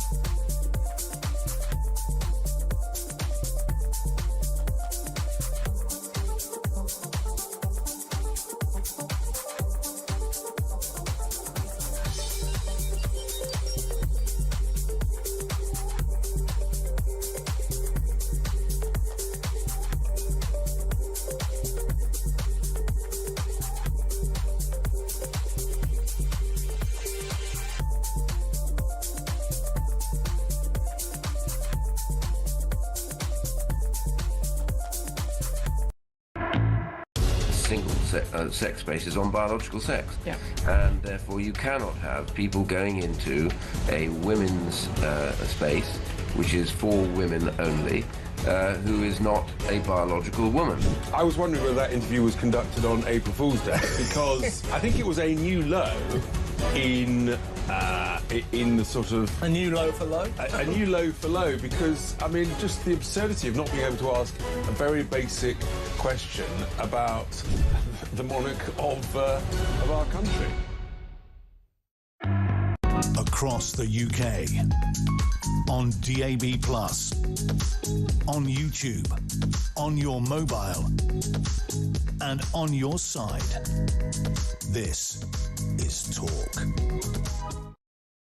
Welcome back to the final part. David Bull standing in for Ian Collins on this very sunny, very hot Thursday. Amazing view out of the window, actually. Before I battle it on the very hot tube. We're talking about the NHS and whether it needs radical reform. Your experiences of the NHS as well. 0344 499 1000. Jason is on the line from Wiltshire. Good afternoon, Jason. Good afternoon, Dr. David. Thank you for taking the call. Oh, absolute pleasure. Right. What's your experience? Well, I've just got to say, first of all, I used to love watching that Embarrassing Bodies programme you used to do. Apart from that wasn't me, actually. That was... Oh, was it you? No, it wasn't. It was Dr. Christian.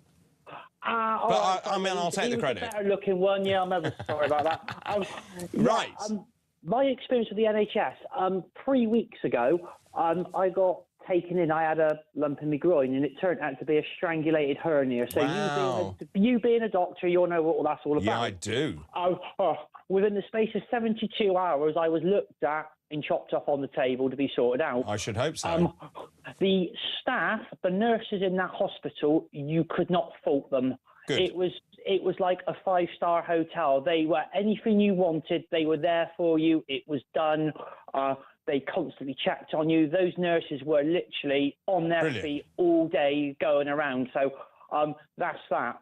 The staff, absolutely brilliant. But where I think the fault lies, it's the middle management. I think there's too many middle managers. The amount of money that is hemorrhaged on the NHS for a manager who has to manage that manager, who then manages that manager, who's then got to oversee all those managers.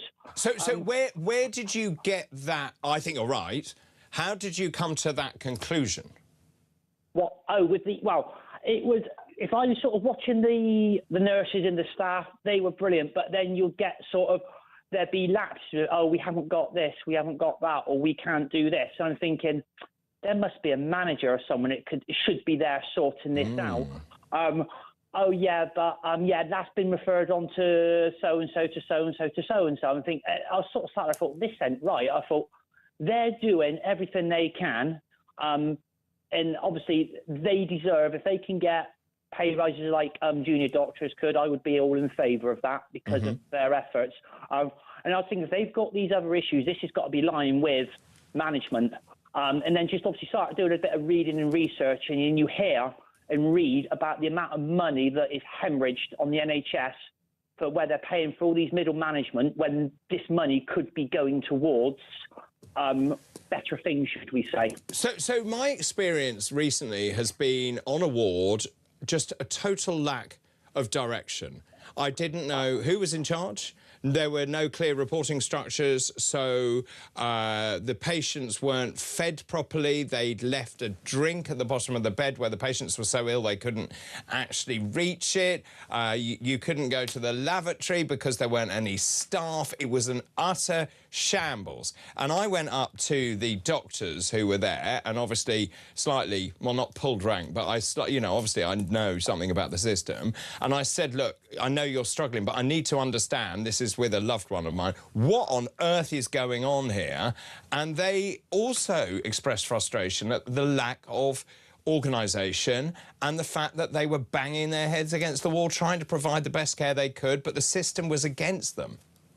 Right, was the system against them then due to the management above them? What hospital was this? I daren't say, because I will be in deep hot water. That's fine. Mine was the RUH in Bath, and how that ward was ran, I actually thought it was Dr. Hartley Brewer, as in Julia's mum, was on that ward running it, because it was... there was very strict. Do you know what I mean? It was they were straight on to... It was absolutely brilliant. It said they couldn't do enough for you. Well, that's brilliant. And obviously, like with your situation, you've got to. What I would be looking there again. We need to go to management. We need to go to middle management. There's somebody got to be held responsible. I mean, the chief executive. You can't obviously blame. I don't know who it is. Him/she. I don't know who it is. Obviously, for everything, there's people that's employed by the NHS that are on good money as management to sort out these various, things that's got to be done. Issues you've had. There should be some sort of manager somewhere that would manage it. And obviously the idea of a manager is to sort of manage people's time and get them to do what needs to be done. So that's where I'm sort of looking. And you see all these, well, you know what it's like. You see the amount of managers for managers, supervisors for supervisors. I do. They just waste so much money. I agree. Really good to talk to you, Jason. Let's get a quick call from Anne if we can. Good afternoon, Anne. Well, good afternoon, David. Good to have you on. Thank you, thank you. Yeah. David, you will have seen it all, as I have. You had an earlier expert on who wanted to close our A&E unit in 2000, and I led and fought that battle.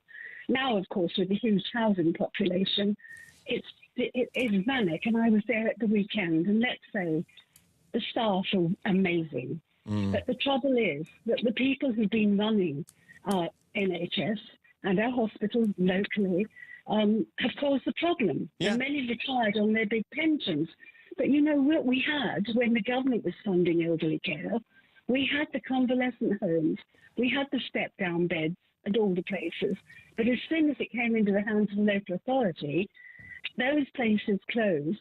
And then it was the private sector of venture capitalists who moved in, and it's too expensive now, and it's not enough for this huge population. Yeah. So when we talk about community care, healthcare, we've got to start cutting back on all the managers and the top staff and the boards that I've been to them, that people just sit and nod through and don't ask questions about what is going on. But those are people who are paid to sit on those boards. Well, what are they doing? So we've got to really look at some of how the whole thing is run and administered, but we've also got to work to actually build in the resources, look at, the legal and illegal immigrants. They're all going to need resources. Well, that's right. So we can't put it off. Well, I think there's just a lack of accountability generally, isn't there? Yes. I can tell you, I've sat when they wanted to change the probation service, close the police stations, close our A&E, as I've told you, close our smaller hospitals that were specialists. Those hospitals are all gone in Brighton and Hove and Mid-Sussex.